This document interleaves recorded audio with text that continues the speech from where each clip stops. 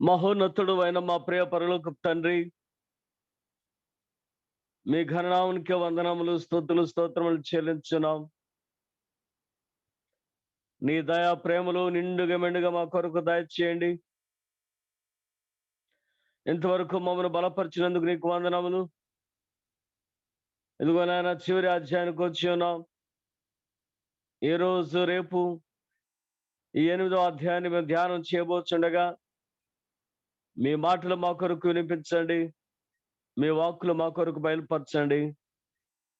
ఏ విధంగా విశ్వాసంలో మేము అభివృద్ధి చెందాలో, ఏ విధంగా క్రీస్తు ప్రేమలో లీనమవ్వాలో అతి గొప్ప దీవెన మా కొరకు దయచేయమని, నీ దయకు, ప్రేమకు, ప్రాప్తునకు, నీ సన్నిధి ముఖాంతులకు మమ్మల్ని అప్పగించుకుంటూ ఈ సాయంకాలంలో మాతో ఏకీవిస్తున్న ప్రతి ఒక్కరిని బట్టి వందనాలు చెల్లించుకుంటూ మీరే మాతో ఉండి మమ్మల్ని నడిపించి మహిమ పొందమని యేసయ్య పుణ్యనామమున ప్రార్థించి వేడుకొంచున్నాం పరమ తండ్రి. ఆమేన్.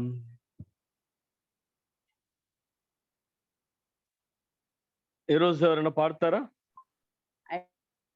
నమస్తే, నేను పాడతానండి. పాడండి అమ్మా, పాడండి.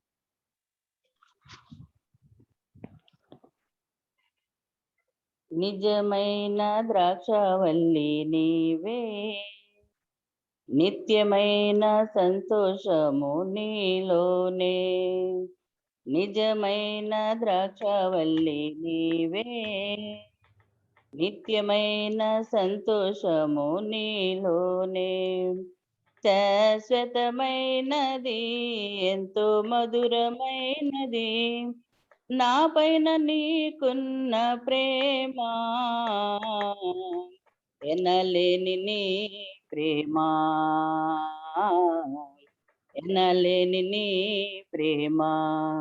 నిజమైన ద్రాక్షవల్లి నీవే, నిత్యమైన సంతోషము నీలోనే. అతి కాంక్షణీయుడా, దివ్యమైన నీ రూపులో జీవించుతున్నాను నీ ప్రేమకు నే పత్రికగా. అతి కాంక్షణీయుడా, దివ్యమైన నీ రూపులో జీవించుతున్నాను నీ ప్రేమకు నే పత్రికగా. శిథిలమయ్యుండగా నన్ను నీదు రక్తముతో కడిగి నీ పోలికగా మార్చినావే నా యేసయ్యా. శిథిలమయ్యుండగా నన్ను నీదు రక్తముతో కడిగి నీ పోలికగా మార్చినావే నా యేసయ్యా. నిజమైన ద్రాక్షవల్లి నీవే, నిత్యమైన సంతోషము నీలోనే. నా ప్రాణ ప్రియుడా, శ్రేష్టమైన ఫలములతో అర్పించుతున్నాను సర్వము నీకే అర్పణగా. నా ప్రాణ ప్రియుడా, శ్రేష్టమైన ఫలములతో అర్పించుతున్నాను సర్వము నీకే అర్పణగా. వాడిపోనివ్వక నాకు ఆశ్రయమైతివి నీవు, జీవపు ఊటవై బలపరచితివి నా యేసయ్యా. వాడిపోనివ్వక నాకు ఆశ్రయమైతివి నీవు, జీవపు ఊటవై బలపరచితివి నా యేసయ్యా. నిజమైన ద్రాక్షవల్లి నీవే, నిత్యమైన సంతోషము నీలోనే. శాలేము రాజా, రమ్యమైన సియోనుకే నన్ను నడిపించు తుము మార్గములు శాలేము రాజా రమ్యమైన సియోనుకే నన్ను నడిపించుము నీ చిత్తమైన మార్గములు అలసిపోనివ్వక నన్ను నీదు ఆత్మతో నింపి ఆదరణకర్తవై నన్ను చేర్చుము నీ రాజ్యములో అలసిపోనివ్వక నన్ను నీదు ఆత్మతో నింపి ఆదరణకర్తవై నన్ను చేర్చు నీ రాజ్యములో నిజమైన ద్రాక్షవల్లి నీవే నిత్యమైన సంతోషము నీలోనే శాశ్వతమైనది నిజమైన ద్రాక్షవల్లి నీవే నిత్యమైన సంతోషము నీలోనే శాశ్వతమైనది ఎంతో మధురమైనది నా పైన నీకున్న ప్రేమ ఎనలేని నీ ప్రేమ ఎనలేని నీ ప్రేమ. థ్యాంక్స్ అండి. Okay, welcome. 8వ అధ్యాయాన్ని మనం జ్ఞాపకం చేసుకుందాం. మరి ముందుగా ఎవరైనా ఒక 5 వచనాలు చదవండి. మీరు చదివితే చదవండి విశ్రాంతం గారు. 5 వచనాలు.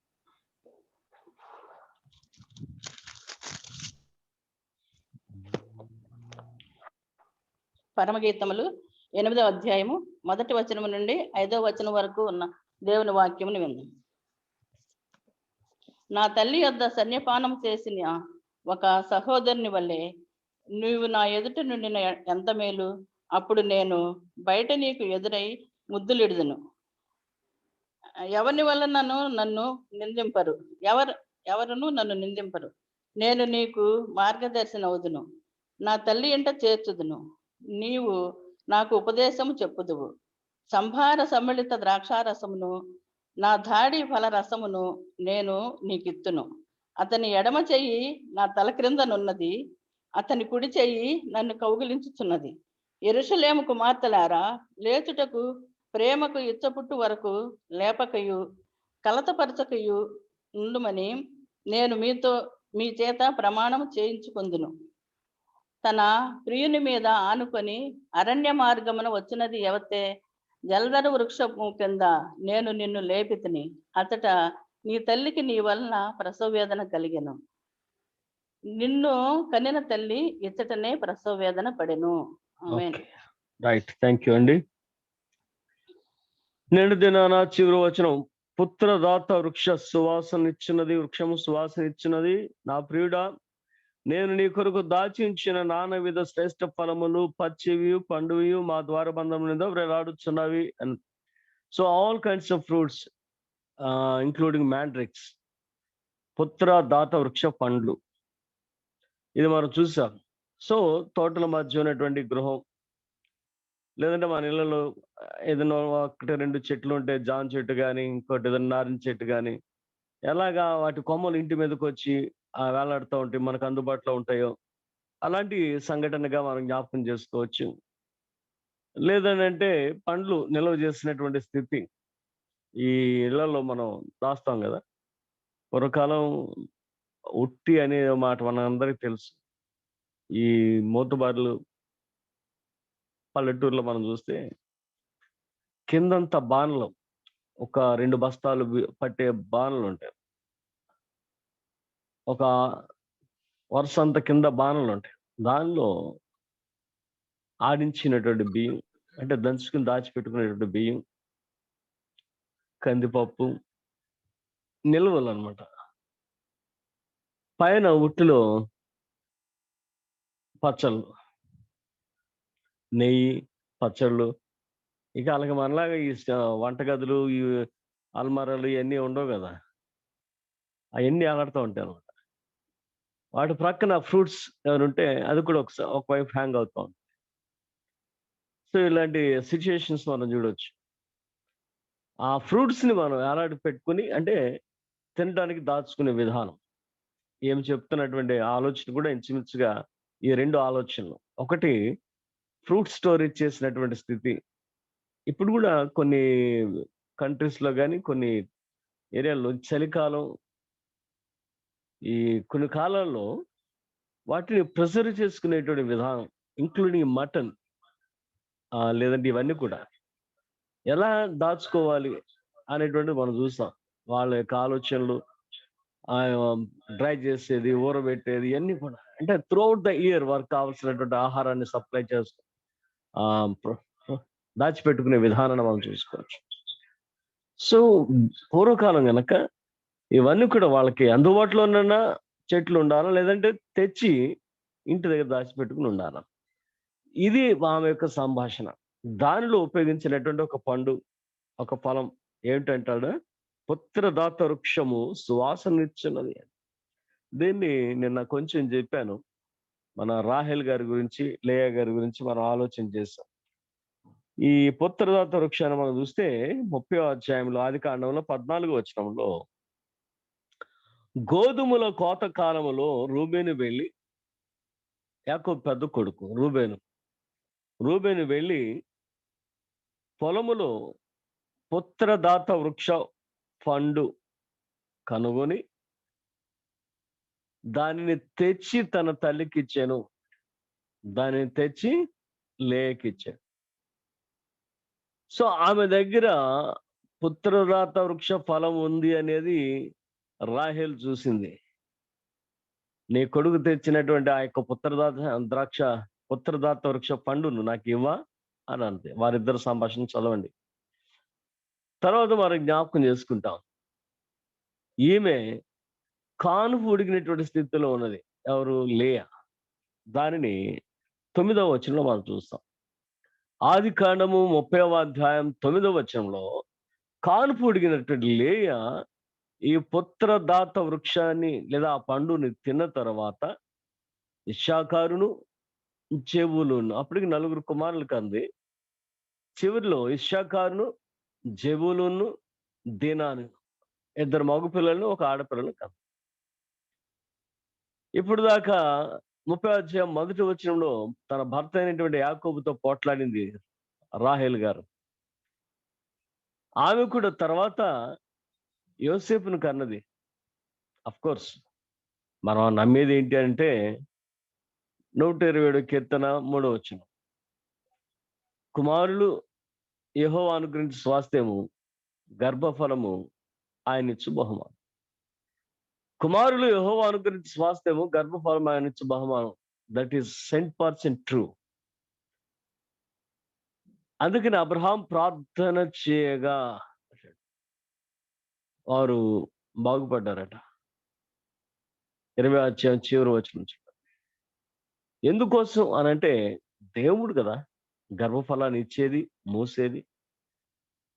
అయితే ఇక్కడ వాస్తవంగా ఇక మెడికల్ సెన్స్ ని మనం జ్ఞాపకం చేసుకున్నట్లయితే దిస్ ఇస్ ద ఫ్రూట్ దీని కొరకు ఉపయోగించబడుతుంది. అంటే ఇవి తిన్నవారు గర్భం ధరించేటువంటి స్థితి కనపడుతుంది. ఇక్కడ లేయాని రాహేల్ని మనం జ్ఞాపకం చేసుకున్న 30వ అధ్యాయంలో లేయా 3 బిడ్డలను కంది, రాహేలు యోసేపును కంది. సో ఈ మాటలు మనం జ్ఞాపకం చేసుకున్నట్లయితే ఈ ఫలం వలన సంతాన ప్రాప్తి జరుగుతుంది అనేది అర్థమవుతుంది.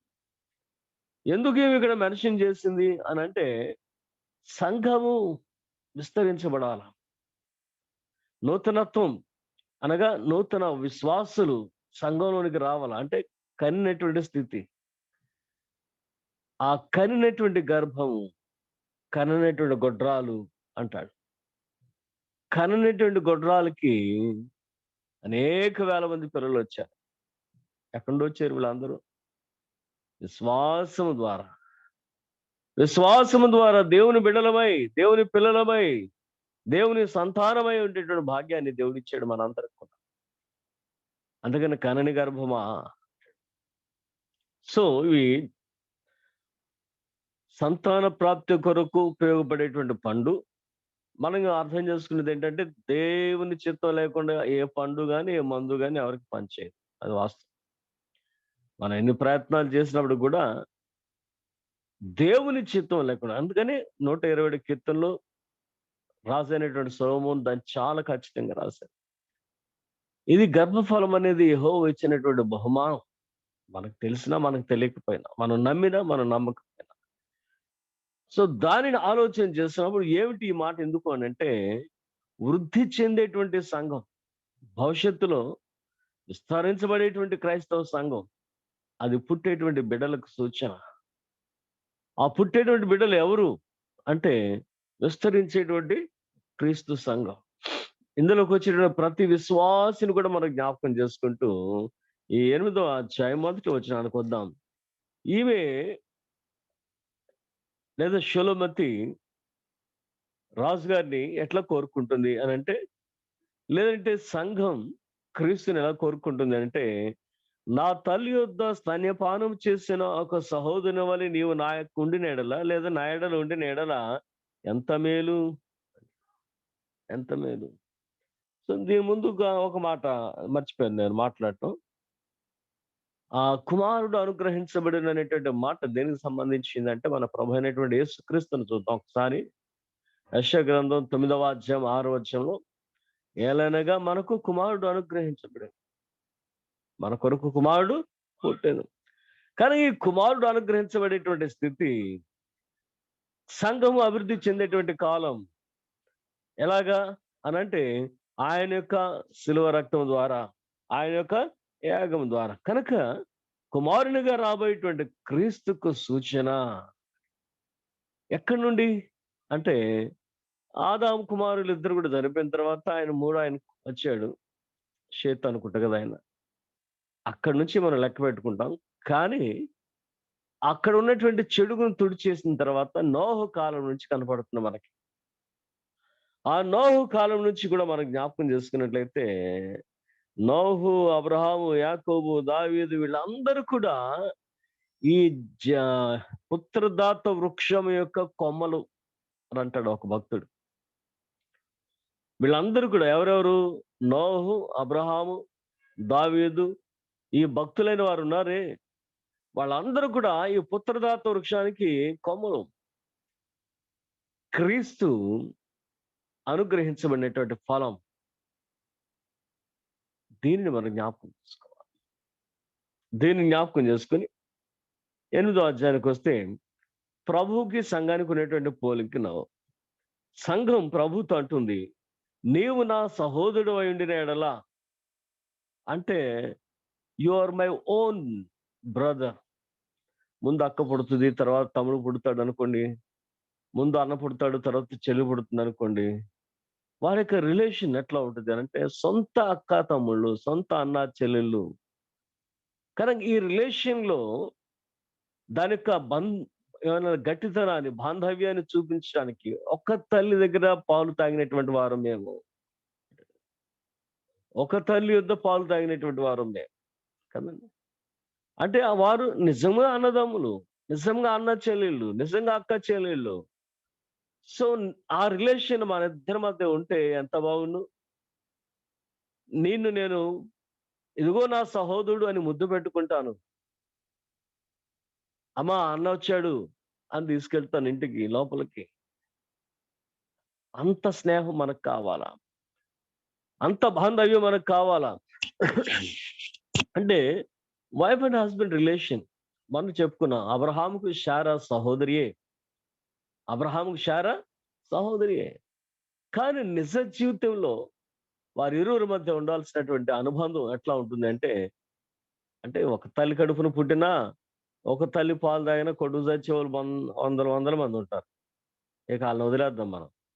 కానీ నిజమైనటువంటి ప్రేమ కలిగినటువంటి వారిని మనం జ్ఞాపకం చేసుకున్నట్లయితే, this is the strongest relation. So in the strongest relation మనకేంటంటే ఆ స్వేచ్ఛ. ఎవరండి? అమ్మ ఆయన ముద్దు పెట్టుకున్న ఎవరైనా మా అన్నయ్య లేదా మా తమ్ముడు. సో ఆ అనుబంధం ఎవడంటాడు? అన్నయ్యని ముద్దు పెట్టుకుంటే, తమ్ముని ముద్దు పెట్టుకుంటే. అంత దగ్గర సంబంధం మన ఇద్దరి మధ్య ఉండాలి అని సంఘం కోరుకుంటున్నటువంటి స్థితిని మనం జ్ఞాపకం చేసుకుందాం. నా తల్లి యొద్ద స్తన్యపానం చేసిన ఒక సహోదరుని వలన ఉండినట్ల అప్పుడు నేను బయటకు వచ్చి ముద్దు పెట్టుకుంటాను.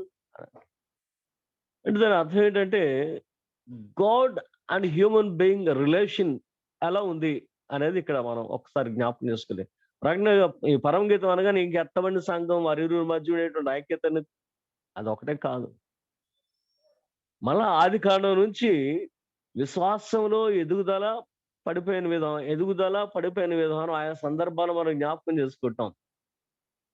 సో ఇశ్రాయేలు సంఘం ఎదిగింది, పడ్డది, ఎదిగింది, దిగజారింది అనేటువంటి స్థితిలో ఎలా జ్ఞాపకం చేసుకుంటున్నాము. మన జీవితాల్లో కూడా ఆ గ్రాఫ్ అప్ అండ్ డౌన్స్ మనం చూస్తూ వచ్చాం. కానీ ఇక్కడ మరొక్కసారి దానిని జ్ఞాపకం చేసుకునేటువంటి విధానంలో దేవునికి సంఘానికి ఉన్నటువంటి సంబంధం ఏమిటి అనేది ఈ రాత్రి మనం జ్ఞాపకం చేసుకుందాం. యెహోవా వారి దేవుడే, సృష్టికర్త అనేటువంటి యెహోవా వారి దేవుడే. But what is the relation between God and his people, his nation అనంటే సమీపింపరాని తేజస్తో ఉండేటువంటి దేవుడు ఆయన. సమీపింపరాని తేజస్తో ఉండేటువంటి దేవుడు. అయ్యా మీ దేవుడు నన్ను పంపించాడు అన్నారు మోషే గారు. అయ్యా మా దేవుని పేరేంటి అని అడుగుతారు. నేను వెళ్తాను, దేవుడు నన్ను పంపించాడు, మీ దేవుడే, మీ పితరుల దేవుడే నన్ను పిలిచి పంపించాడని చెప్తాను. అప్పుడు వారు అడుగుతారు మా దేవుడి పేరేంటి అని. మా దేవుడి పేరేంటి అని అంటే ఏం చెప్పను నేను అనంటే ఉన్నవాడను అనువాడను అనే మాట చెప్పమంటున్నాడు. Our God or your God is the God who is and who was. అందుకని దానిని కొటేషన్స్ మనం చూస్తాం.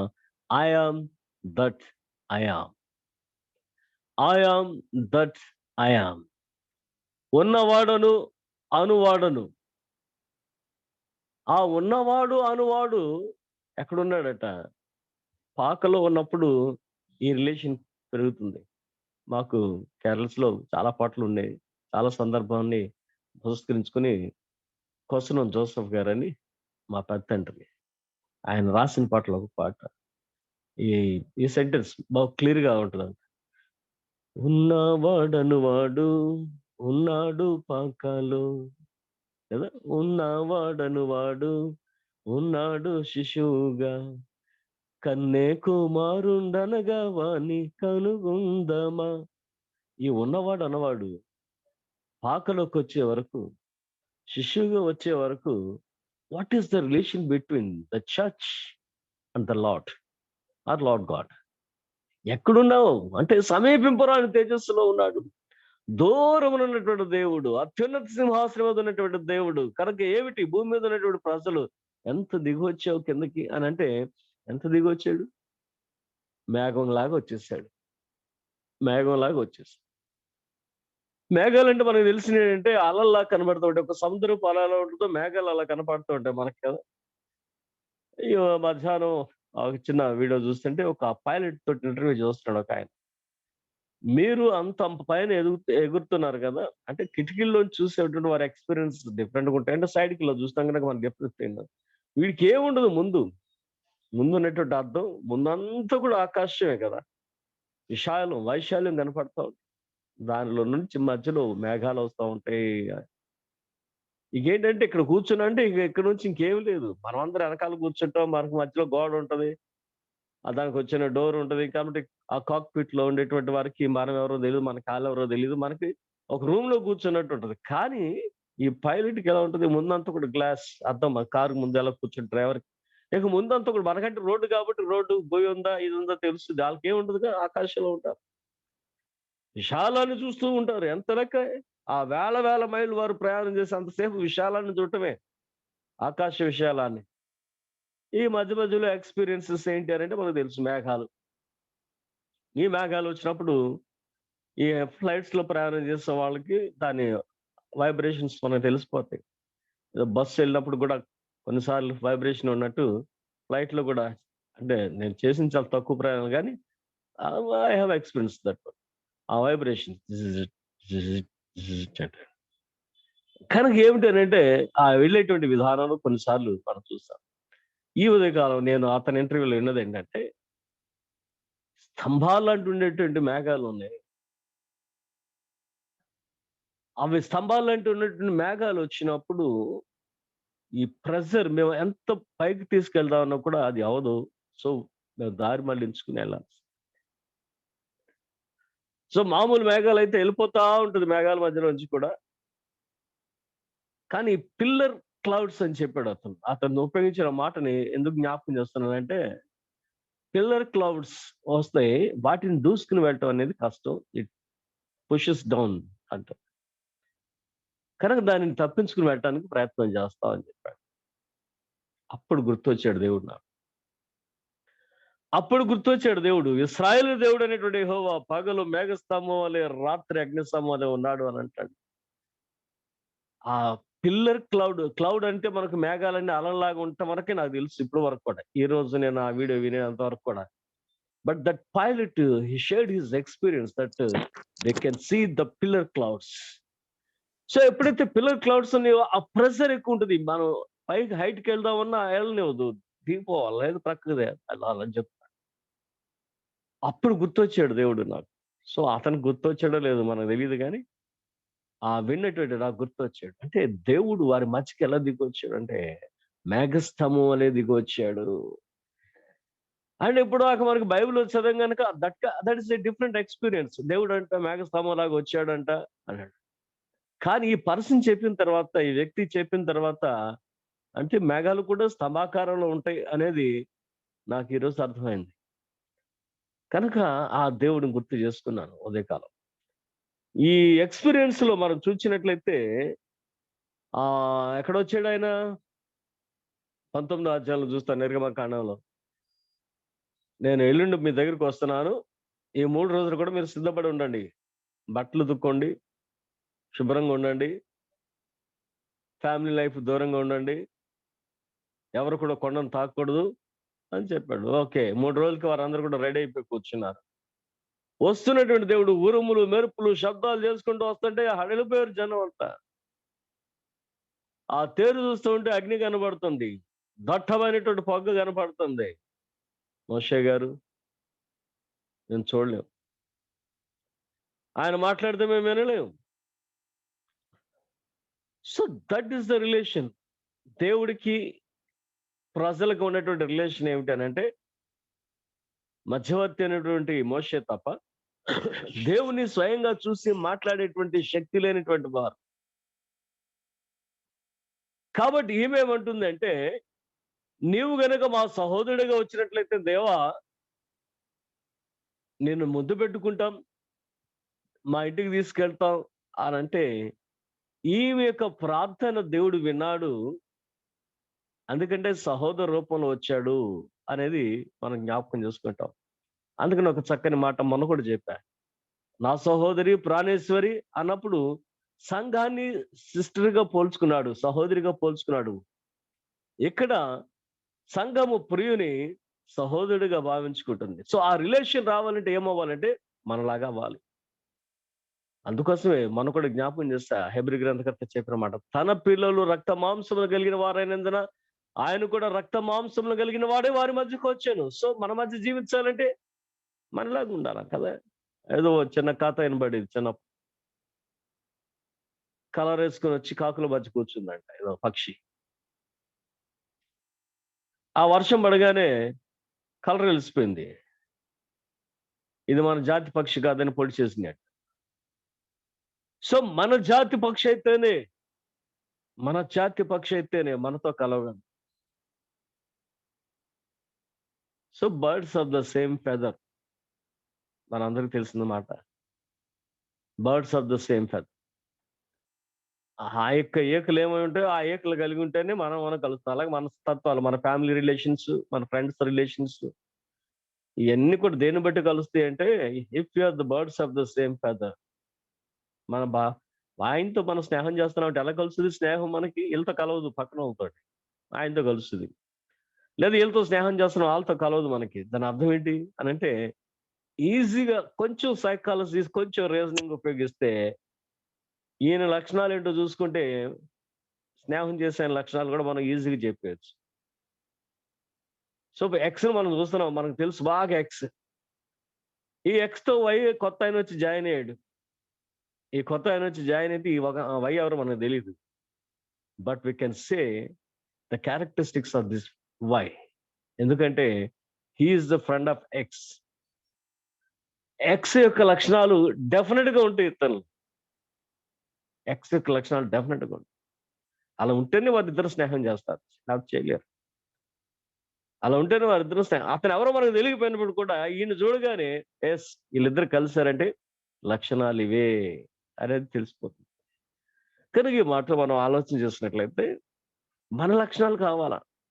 మనం ఆయనతో కలవాలంటే, ఆయన మనతో కలవాలంటే, ఆయన లక్షణాల్లోనికి మనం తీసుకెళ్ళడానికి మన లక్షణాల్లోకి వచ్చినటువంటి దేవుడు, దేవుని కుమారుడు. అందుకనే శరీరధారికి వచ్చాడు గనక మనకు సహోదరుడయ్యాడు. ఆ సహోదరత్వాన్ని కోరుకున్నది సంఘం. దీని ముందు అధ్యాయంలో సహోదరి అని ఆయన పిలిచాడు. ఇప్పుడు సహోదరుడు అని ఈమె పిలవాలి. అంత చనువు కావాలి, అంత చనువు కావాలి. దేవదాసయ్య గారు ఒక క్రిస్మస్ పాట రాస్తూ ఆ యొక్క క్రిస్మస్ చనువు ఇచ్చాడంట దేవుడు. ఎలాగా? ఆయన్ని ముద్దు పెట్టుకునేటువంటి చనువు ఇచ్చాడు. అంతే కదా? సమీపింపరాని తేజస్సులో ఆ వైభవంతో ఉండేటువంటి దేవుడు ముద్దు పెట్టుకునేటువంటి చనువు ఇచ్చాడు. ఆయన పాదాలు ముద్దాడేటువంటి చనువు ఇచ్చాడు. అంత చనువును మనం కలిగి ఉండటానికి కోరుకునేటువంటి సంఘం యొక్క కోరిక దేవుడు తీర్చి ఆ శరీరధారిగా భూమి మీదకి వచ్చినటువంటి దినాలను మనం జ్ఞాపకం చేసుకున్నట్లయితే జనులు భయపడ్డారు, కానీ దేవుని ఎదుర్కొనలేకపోయారు. ఆ ఆది కాలంలో సినాయి పర్వతం దగ్గర. తర్వాత కాలంలో మందిరాన్ని కట్టినప్పుడు దిగొచ్చాడు, కానీ హోలీ ఆఫ్ హోలీస్ అనేటువంటి అడ్డతెర పెట్టి ఏదో గుళ్ళోకి వెళ్ళి రావడం వరకే మన ప్రయత్నం తప్ప దేవుని చూసేటువంటి విధానం మనకి లేదు. ఇప్పుడైతే స్వేచ్ఛగా ఆయన కృపాసనం వద్దకు వెళ్ళొచ్చున్నాము. ఇప్పుడైతే మనం స్వేచ్ఛగా ఆయన కృపాసనం వద్దకు వెళ్ళొచ్చున్నాము. ఆ స్వేచ్ఛను కోరుకుంటుంది సంఘం. నీవు నా తల్లి యొద్ద స్తన్యపానం చేసినటువంటి సహోదరుని వలె ఉండినట్లయితే అంటే అంత రిలేషన్ మన మధ్య కావాలి దేవా అని కోరుకున్నప్పుడు ఆ కోరిక నెరవేర్చినటువంటి దేవుడుగా ఆయనను మనం జ్ఞాపకం చేసుకున్నట్లయితే ఈయన దావీదు సంతానం వాడిగా వచ్చాడు. 8వ దినమున సున్నతి పొందాడు. ధర్మశాస్త్రం నేర్చుకున్న వాడై ఉన్నాడు. ధర్మశాస్త్రం నెరవేర్చిన వాడై ఉన్నాడు. సో తల్లి సంఘంలోనికి రావాలి అని అంటే ఆ తల్లి సంఘం యొక్క అనుభవాలు కావాలి. యూదయ సంఘమే తల్లి సంఘం. ఆయన కూడా తల్లి సంఘమే యూదయ సంఘం. దేవుడు అనే మాట పక్కన పెట్టేస్తే బాలుడిగా వచ్చాడు గనక 8వ దినాన్ని తీసుకెళ్లారు గుడికి. సున్నతి చేశారు, యేసు అని నామం పెట్టారు. 40వ దినాన్ని తీసుకెళ్లి ప్రతిష్ఠ చేశారు. దాని ముందు జకర్యాను కూడా మనం చూస్తాం. సో 8వ దినాన్ని సున్నతి చేయబడటం, 40వ దినాన దేవాలయంలో ప్రతిష్ఠించబడటం, తర్వాత బాప్తిసం తీసుకుంటూ ఆ క్రమంలో దేవాలయానికి వెళ్ళి ఇదిగో ధర్మశాస్త్రమేవుగా దాన్ని చదవటం యూదుని యొక్క కర్తవ్యం.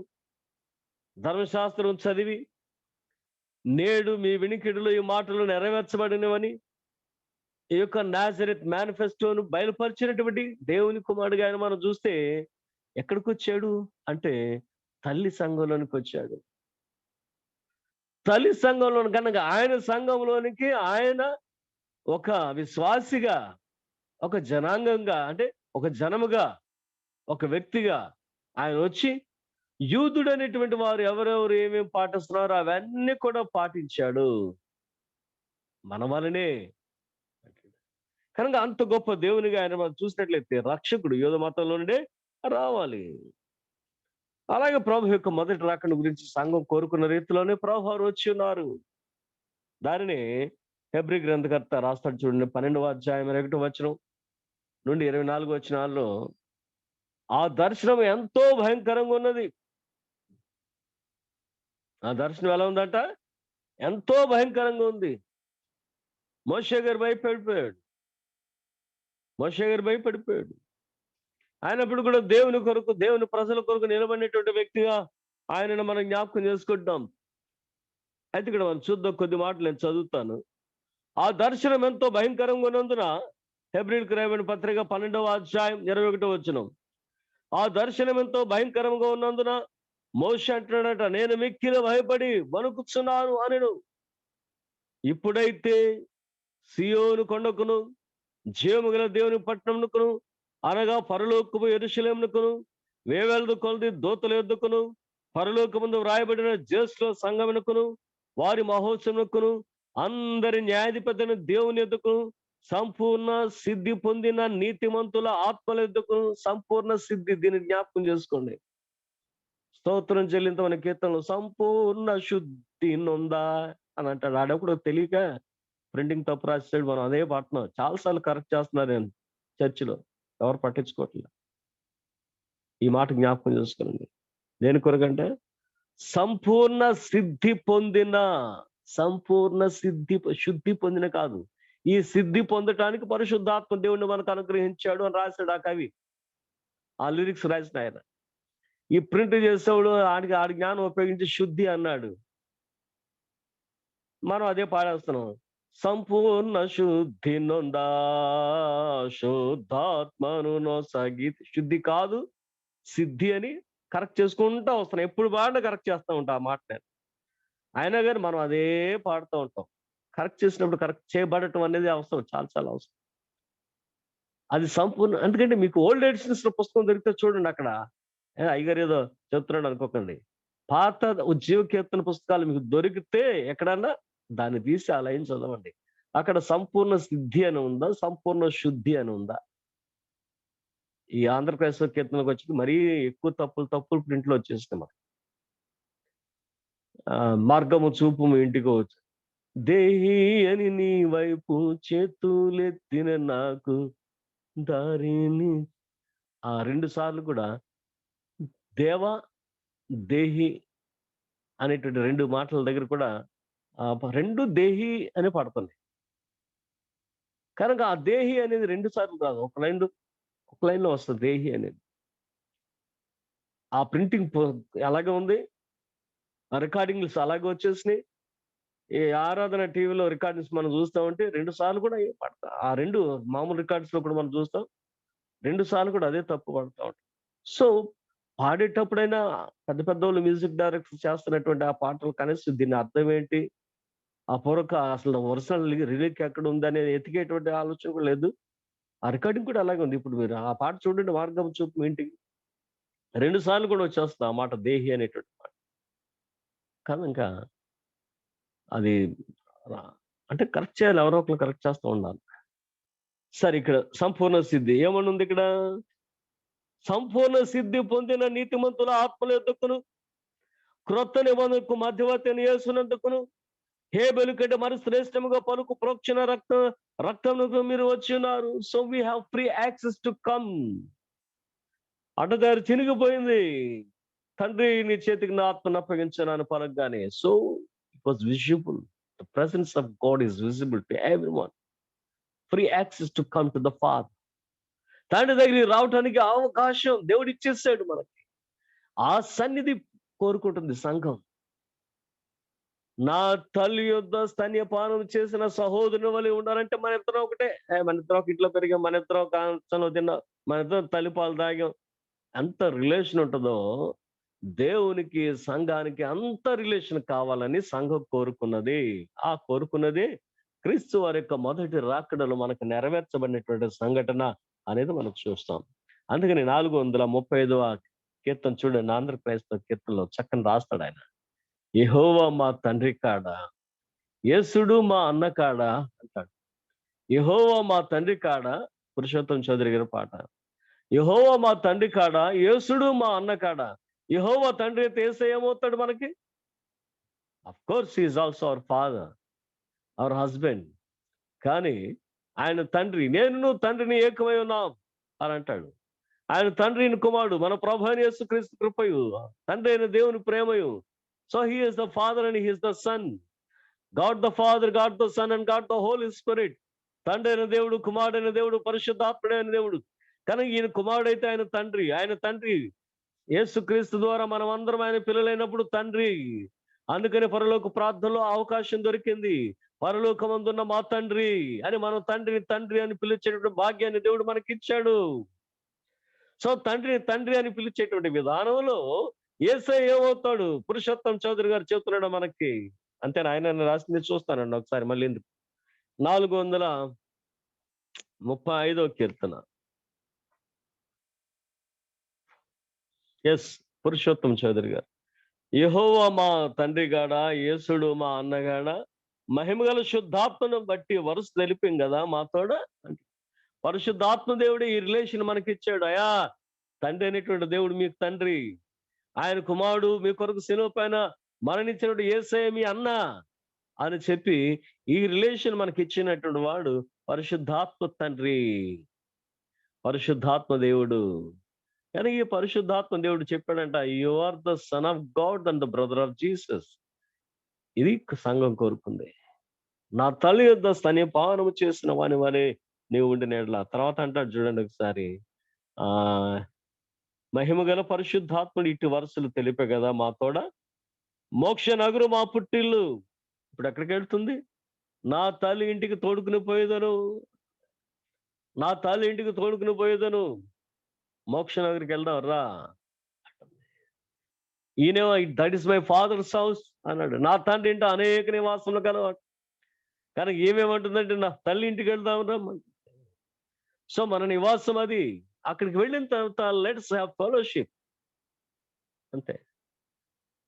తల్లి ఎదుట, తండ్రి అయిన దేవుని సన్నిధిలో వరుడు వధువు సంఘము క్రీస్తు చేసుకునేటువంటి ఆ యొక్క సహవాసం. ఏం సహవాసం అది?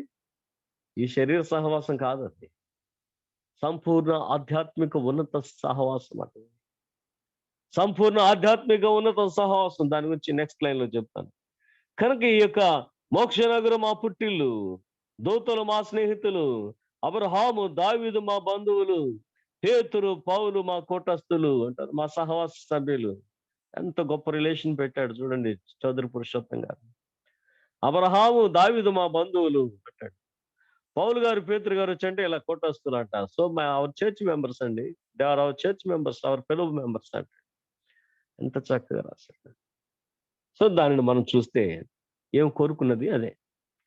8వ అధ్యాయం 1వ వచనంలో, ఇదిగో సంఘం కోరుకున్నటువంటి స్థాయి ఇది, ఎవరు నిందింపరు.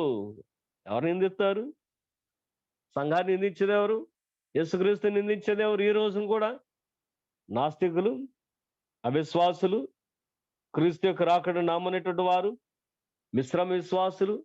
అంటే కొంతసేపు అయ్యో ప్రభు వస్తాడని ప్రభు నమ్మేవారు, ఇంకా రావట్లేదా అనుకునేటువంటి వారు, వారు మిశ్రమ విశ్వాసులు. తర్వాత అజ్ఞానులు. ఈ 5 రకాలైనటువంటి వారు కూడా ప్రభువును నమ్మలేరు, ప్రభువును నిందిస్తూ ఉంటారు, సంఘాన్ని నిందిస్తూ ఉంటారు. ఎన్నో నెగిటివ్ మాటలు మనం వింటూ ఉంటాం ఈ నాస్తికుల వలన, ఈ యొక్క ఆర్గ్యుమెంట్ చేసేటువంటి వాళ్ళ వలన. సో ఇది కాదు కదా, ప్రభువును నమ్మటం అనేది మన విశ్వాసం. విశ్వాసాన్ని బట్టి నమ్మాలి మన దేవుని. అంతే. ఈ యొక్క మాటలు ప్రభు యొక్క విశ్వాసం నుంచి మనం దూరపరుస్తూ ఉంటాయి. కనుక దీని ముందాధ్యాయంలో నా సహోదరి ప్రాణేశ్వరాన్ని సంబోధించాడే. ఆమె ఇప్పుడు నా సహోదరుడా అనటానికి ఆమె ఇష్టపడుతున్నటువంటి సంఘంగా దీనిని మనం జ్ఞాపకం చేసుకున్నట్లయితే ఏమిటి ప్రభు కోరుకుంది? The church wishes for the constant intimacy and freedom like brother. Constant intimacy, నిత్యత్వ సహవాసం. ఇక అక్కడికి వెళ్ళిన తర్వాత మళ్ళీ వెనక్కబడిపోవటం, మన దూరం అయిపోవటం అనేది ఉండదు. ఆ ఇదాన్ని ఉంటే ఇక్కడే మన ప్రాణం పోయేలోపే కొన్నిసార్లు భక్తులోంచి జారిపోవటం, కొన్నిసార్లు తప్పిపోవటం, ఇలాంటివి జరిగేది ఏమైనా ఉంటే మన చివరి దినం వరకే. ఈ చివరి దినం తర్వాత చివరి శ్వాసలో, నేను చాలాసార్లు ఇదే మాట మాట్లాడుతున్నా, చివరి శ్వాసలో మన విశ్వాసం ఏమైనదో మనకు తీర్పు అదే అయి ఉన్నది. ఆ చివరి శ్వాస పోయే టైంకి నేను విశ్వాసంలో ఉంటే నిత్య రాజ్యంలోనికి, పరలోక రాజ్యంలోకి వెళ్ళిపోతా, నో డౌట్. ఒకవేళ ఇన్ని సంవత్సరాలు మనం సేవ చేసిన తర్వాత కూడా చివరి శ్వాస గడిలో ఇక విశ్వాసాన్ని కోల్పోతే ఏ సేవ గుర్తురాదు దేవుడికి. కనుక చివరి విశ్వాసం, చివరి గడియ చివరి శ్వాస గడియ, దాని కొరకు ఎదురు చూస్తూ కనిపెడుతూ దినములు లెక్క పెట్టుకుంటూ ప్రభువులు ఎదుగుచు తప్పిపోకుండా కాపాడబడుచు మనల్ని మనం సరిదిద్దుకుంటూ ఉండేటువంటి గడియగా దానిని మనం జ్ఞాపకం చేసుకుంటూ ఎల్లప్పుడూ భయంతో దేవుని సన్నిధిలో ఉండాలి. ప్రభువా, ఈ స్థితి నుంచి నేను తప్పిపోకూడదు అనేటువంటి స్థాయిలో మనం ఉండాలా. సో సంఘం ఏం కోరుకుంటుందంట? The church wishes for the constant intimacy and freedom like brother. దేవునితో ఒక సహోదర సహవాసంలో ఉండాలి నిత్యత్వంలో అనేటువంటి ఆశ సంఘం కలిగి ఉన్నది. రెండో మాట మనం జ్ఞాపకం చేసుకున్నట్లయితే, most intimate and free and familiar with me. Most intimacy, సహవాసం, నాతో నువ్వు ఆ సహవాసాన్ని నిత్యం కలిగి ఉండాలి. అంటే మన ఇద్దరు కూడా ఇక సదాకాలం ఆ సహవాసం ఉండాలని కోరుకునేటువంటి గడిగా దీనిని మనం జ్ఞాపకం చేసుకున్నట్లయితే, that came out of the same womb and sucked the same breast. That came out of the same womb and sucked the same breast. అదే తల్లి గర్భంలో నుండి మనం వచ్చాం, అదే తల్లి దగ్గర మనం పాలు తాగాం. ఆ సహవాసం ఎట్లా ఉంటుందో క్రీస్తుకు సంఘానికి అదే సహవాసం ఉండాలని వధు సంఘం కోరుకుంటుంది. సో పరలోకంలో మన సంబంధం ఏమిటి అని అంటే, ఈ సంబంధాలు ఏమి ఉండవు కదా. ఏ సంబంధం ఇది? పునరుద్ధారం లేదని చెప్పాడు సద్దూకాయలు. ఒక కథ చెప్పి ఏసాయికి 7 భర్తలు ఉన్నారు, ఆమెకి 7 చచ్చిపోయారు, చివరిలో ఆమె కూడా చచ్చిపోయింది. అంత్య దినమున పునరుద్ధారమందు ఆమె ఎవరికి భార్య అగును? అంత్య దినమున పునరుద్ధారమందు ఆమె ఎవరికి భార్య అంటే, మీరు దేవుని వాక్యమును ఎరిగినటువంటి వారు. మీ దేవుడు ఎవరో తెలుసా? అబ్రహాము దేవుడు, ఇస్సాకు దేవుడు, యాకోబు దేవుడు అనగా సజీవుల దేవుడు. అక్కడ మీరందరూ కూడా దేవదూతల వలె ఉంటారు. So every believer is going to be and are transformed like an angel. ఈ రిలేషన్స్ అక్కడ ఉండవు. అక్కడ తండ్రి కొడుకు, తల్లి కూతురు, తండ్రి భార్య, భార్య భర్తలు ఏముండవు. ఇక్కడ చచ్చిపోయే వరకే మన రిలేషన్. ఇది దాటి వెళ్ళిన తర్వాత చాలాసార్లు మనం జ్ఞాపకం చేసుకుంది ఏంటంటే, ఇదిగో మా నాన్నగారు చచ్చిపోయాడు. అక్కడికి వెళ్తున్నప్పుడు, పరలోకానికి వెళ్తున్నా, మా అమ్మగారు చచ్చిపోయారు. అక్కడికి వెళ్ళగానే we see this is my father and this is my mother, అంతే. ఆ ఆనందం, ఏ ఆనందం ఇది? భూమి మీద మనం కోల్పోయిన కాలంలో పొందినటువంటి దుఃఖం ఉంది, ఆ దుఃఖం ఆనందంగా మార్చబడుతుంది. క్షణకాలం days, this is my father, he's in heaven, this my mother, she is in heaven అనుకుంటాం. మనం అక్కడికి వెళ్ళిపోతాం. ఆ తర్వాత ఆమె ఎవరో తెలియదు, ఈయన ఎవరో తెలియదు. ఆ గడియ, ఈ ఆత్మ ప్రభువుని చేరుకున్న ఆ గడిలో వారు గనక పరలోక రాజ్యాలు ఉండి ఉంటే ఆ ఆనందాన్ని పొందుకుని భూమి మీద మనం పోగొట్టుకున్న కాలం యొక్క దుఃఖం అంతా కూడా క్షణకాలంలో తీరిపోతుంది. తర్వాత మనం ప్రభుకు ఒక నమస్కారం పెట్టుకుంటాం, ప్రభు సన్నిధిలోకి వెళ్ళిపోతాం. ఇక అక్కడ అమ్మ నాన్న అంటే అక్కడ కూడా మనం పుట్టాము, అక్కడ కూడా మన చర్చి పాలిటిక్స్ అన్ని అక్కడ స్టార్ట్ చేస్తాం. కానీ ఏముండవు అక్కడ, ఎవరికి సంబంధాలు ఉండవు. ఇక అక్కడ నేనెవరు, నా భార్య ఎవరు, నా కొడుకు ఎవరు, నా తండ్రి ఎవరు, నా తాత ఎవరు, ఏమి రిలేషన్ ఉండదు. అది ప్రభు చెప్తారు. అక్కడ మీరు దేవదూతల వలె ఉందరు, అక్కడ దేవదూతల వలె ఉందరు. కనుక దీనిని మనం అర్థం చేసుకోవాలి. ఆ దేవదూతల వలె ఉండే ఓన్లీ బ్రదర్లీ రిలేషన్, సహోదర సహవాసం, అంతే. Only brotherly relation. ఇక ఎవరంటే ఆల్వేస్ బ్రదర్స్. భూమి మీద మా అమ్మ కదను, మా నాన్న కదంటే కాదు నాయన, వీఆర్ ఏంజల్స్, బ్రదర్లీ రిలేషన్, అంతే. ఇంకా అంతకు మించి ఏమీ ఉండదు అక్కడ, అంతకు మించి ఏమీ ఉండదు అనేటువంటి మాట మనం జ్ఞాపకం చేసుకుంటే, ఆయన శిలువ ద్వారా మనం కడగబడ్డాం, ఆయన రూపంలోనికి మనం మార్చబడ్డాం, ఆ సహోదర స్థితిలోనికి మనం వచ్చాం, అంతే. ఆ సహోదర స్థితి సంఘం కోరుకుంటుంది. 2వ అధ్యాయం మనం చూస్తే, నేను నీకు మార్గదర్శనం అవుతును, నా తల్లి ఇంట చేర్చుదును, నీవు నాకు ఉపదేశం చెప్పుదువు, సంభార సమిళిత ద్రాక్ష రసమును, నా దాడింపల రసమును నేను నీకు ఎత్తును అంటుంది. నేను నీకు మార్గదర్శనం అవుతును. సో మరలా భూమి మీదకి వచ్చేస్తుంది సంఘం. ఇప్పుడు కొనసాగుతున్నటువంటి స్థాయిలోనికి వచ్చేసింది మరలా డైలాగ్స్. ఇందాక పైకి చూసాం కదండి. అంటే మళ్ళీ ఇప్పుడు సంఘం అభివృద్ధి కొరకు మనం మాట్లాడుతున్నాం. ఈ సంఘం యొక్క ఈ అభివృద్ధి కొరకు మనం మాట్లాడుతున్నప్పుడు క్రీస్తు నిండు దినాన్ని మనం జ్ఞాపకం చేస్తున్నాం. ముందెళ్ళిపోయిన వాళ్ళు మనం చూస్తున్నారు. How we are running our race, మన పరుగును ఎలా మనం పరిగెత్తున్నాం, ఎలా ముగిస్తాం అనేటువంటి దాన్ని వారు అబ్జర్వ్ చేస్తున్నారు. వాళ్ళు కూడా వచ్చి చూద్దాంరా, అయ్యా రా, రండి చూద్దాం రండి, ఆ దాడిమ ఫలములు పూతకొచ్చినాయో లేదు, ద్రాక్ష వాళ్ళు పూతకొచ్చినదో పిందెలు వస్తున్నాయో లేదు చూద్దాం రండి. So how we are growing up in spiritual life, వారు వచ్చి చూస్తున్న విధానం. ఇక్కడ కూడా మరలా ఇంకా సంఘ విస్తరణ కొరకు ఈ యొక్క వధువు సంఘం ప్రయత్నం చేస్తూ ఉంటుంది. నేను నీకు మార్గదర్శనం అవుతుంది, దేవుడు మనకు మార్గం, ఆ మార్గం మనకి. సో ఇంకా మనం కలిసి ప్రయాణం చేస్తున్నటువంటి విధానంలో సంఘ అభివృద్ధిని కాంక్షిస్తున్నటువంటి దేవుడు, దేవుని యొక్క సంఘం అనేది మనం జ్ఞాపకం చేసుకుంటే, అందరూ క్రీస్తుకు పరిచయం చేసిన వారు ఎవరెవరు అంటే, క్రీస్తు రాగానే మొట్టమొదట దేవదూతులు సంఘానికి పరిచయం చేశారు, అంటే గొల్లలు చెప్పారు. గొల్లలు వెళ్ళి మిగిలిన వారందరూ చెప్పారు. జ్ఞానులు వచ్చి ప్రకటన చేశారు. అలాగే తర్వాత సంఘం. అయితే ప్రభు యొక్క సువార్తను అందుకుంటున్న వారిలో సమరయ స్త్రీని మనం జ్ఞాపకం చేసుకోవాలి. ఈ సమరయ స్త్రీ సమరయ గ్రామానికి మార్గాన్ని చూపించింది. ఆమె వెళ్ళి మార్గం చూపించింది. రండి, నేను చేసిన వాటిని నాతో చెప్పిన వారిని చూడనగానే వారు వచ్చారు, ప్రభు మాటలు విన్నారు, నీవు చెప్పిన దానికంటే కూడా మేము చూసి నమ్మేమన్నారు, ప్రభుని తీసుకువెళ్ళారు. So this is the context we have to understand in this second verse. రెండవ వచనంలో ఉన్నటువంటి అర్థం ఏమిటనంటే, నా ద్వారా అనేకులు రక్షించబడటానికి నేను మార్గం అవుతున్నాను. Let us question ourselves in this evening. Let us introspect ourselves in this evening. Let us examine ourselves in this evening. Do we really have this kind of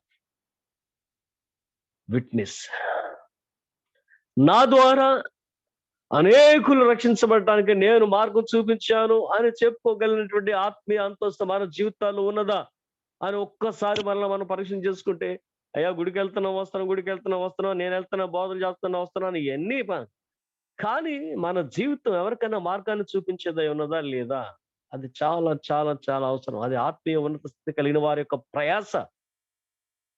అది ఆత్మీయ ఉన్నత స్థితి కలిగిన వారి యొక్క ప్రయాస. నా ద్వారా అనేకులు దేవుని సన్నిధికి రావాలి, నేను వారందరికి ఆత్మీయ రక్షణకు మార్గం కావాలి, ప్రభువుని వారికి పరిచయం చేయాలి అనేటువంటి ఆలోచన మన జీవితాల్లో మనం కలిగి ఉండాలని మనం కోరుకుంటున్నాం. అక్కడ ఏమిస్తుందంట, సంభారు సమ్మిళిత ద్రాక్షరసం, సమ్మిళిత ద్రాక్షరసం. కనుక తన ఇల్లును యూద మతం మనందరికి తెలిసిందే. సో దానిలో నుంచి మనం చూసినట్లయితే నాజరేత్ మేనిఫెస్టో, ప్రభు వారు ఇచ్చినటువంటి వాగ్దానం, గుడ్డి వారి కన్ను తెరుచుటకు, ఇదిగో చెరసాలను వారిని బంధించబడిన వారు విడిపించుటకు నేను వచ్చి ఉన్నాను. వారందరికీ సువార్త ప్రకటించబడేటువంటి కాలం. ప్రభు వారు కొండ మీద చేసినటువంటి ప్రసంగం, ఉపమానాలు, వీటన్నిటిని అందుకున్నటువంటి వీరు ఎంత ఆత్మీయ జీవితంలోనికి వెళ్ళారు. లేదా ఈ రోజున వాక్య ధ్యానాలు వింటున్నటువంటి వారందరూ, అంటే it's not my own word, but anyway చర్చిలో వినేవండి, టీవీలో వినేవండి, ఎక్కడన్నా వినేవండి, వాక్య ధ్యానం చేస్తున్నటువంటి వారందరూ ఆత్మీయ ఫలములు ఏం ఫలించారు, ఆ ఆత్మీయ ఉజ్జీవాన్ని ప్రభువా ఇదిగో నేను మీకు చూపించబోతున్నాను అంటుంది సంఘం. అంతేగాని ఈ ఒరిజినల్ ద్రాక్ష రసాలు, ఒరిజినల్ దానిమ్మ ఫలాలు కాదు ఇక్కడ. దాంతో పోల్చబడుతుంది మన ఆత్మీయ జీవితం. అంటే మనం కొనసాగేటువంటి విశ్వాసతలు కొత్తగా క్రైస్తవ్యంలోనికి వస్తున్నవారు, దేవుని మార్గంలోకి వస్తున్నవారు, యేసు అంగీకరిస్తున్న వారు ఎలాగని వారి యొక్క ఆత్మీయ జీవితంలో ఉజ్జీవింపబడుతున్నారు. వారి యొక్క ఉద్యమం, వారి యొక్క రక్షణ ఎలా ఉంది అని అంటే, ద్రాక్షరసం వలె, దానిమ్మ ఫలముల వలె వారి యొక్క ఆత్మీయ జీవితాలు ఉన్నవి. వాటిని నువ్వు అనుభవించు. ప్రభువా రండి, మాతో కూడా ఉండండి, ఇదిగో ఈ అనుభవాలు నీ బిడ్డలు ఎదుగుతున్న విధానాన్ని చూడండి అని చెప్పి వధువు సంఘం ప్రభువుని తీసుకుని వస్తున్న విధానాన్ని మనం జ్ఞాపకం చేసుకుంటూ ఇప్పుడు మరలా పరలోకానికి వెళ్ళిపోతాం. ఆ పరలోకంలో వారిరువురు పొందుకునేటువంటి సహవాసాన్ని ఇక్కడ మనం చూస్తాం.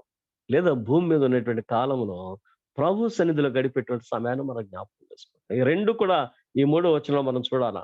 అయితే మన ప్రార్థనా సమయం, లేదంటే పరలోక నిత్యత్వంలో ప్రభు సహవాసం, ఈ రెండింటిని కూడా ఇక్కడ ఒక్కసారి జ్ఞాపకం చేసుకుంటే, అతని అంతకుముందు కూడా మనం చూసాం, అతని ఎడమ చేయి నా తల కింద ఉన్నది, అతని కుడి చేయి నన్ను కౌగిలించుకునేది. అంటే they were in the communion with each other.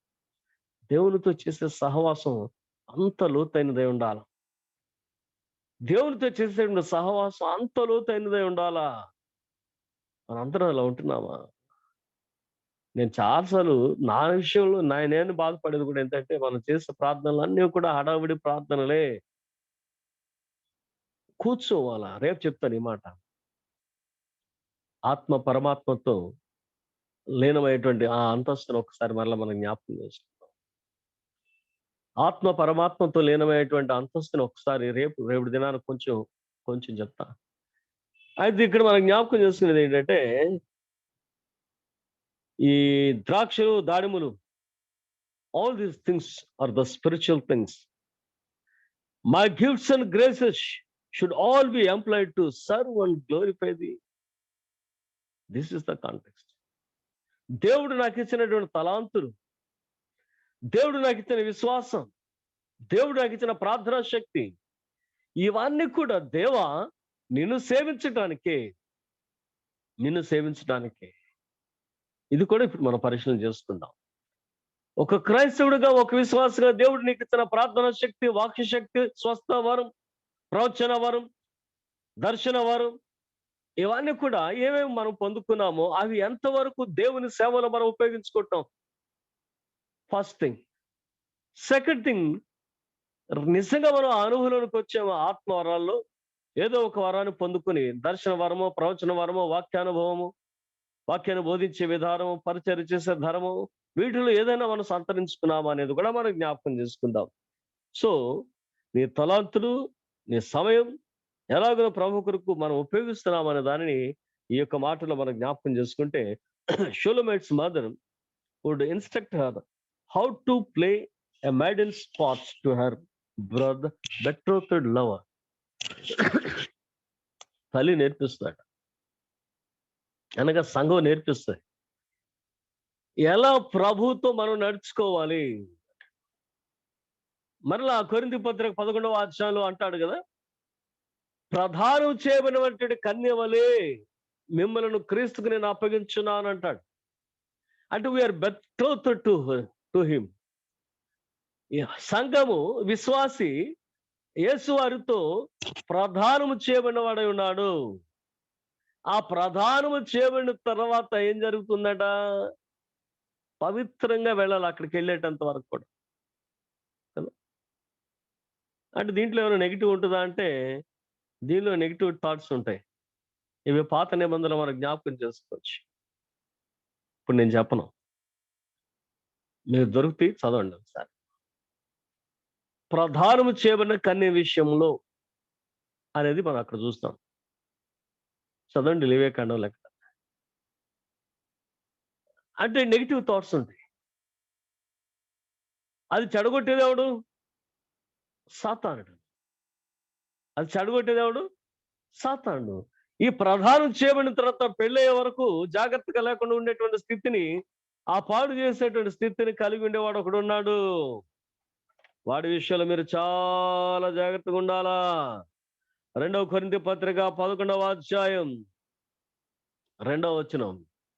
2వ కొరింథీ పత్రిక 11వ అధ్యాయం 2వ వచనం. దేవాశక్తితో మీడల ఆసక్తి కలిగి ఉన్నాను, ఎందుకనగా పవిత్రాలైన కన్యకనుగా ఒక్కడే పురుషుని కనుక క్రీస్తుకు సమర్పింపవలని మేమును ప్రధానము చేసి తిని.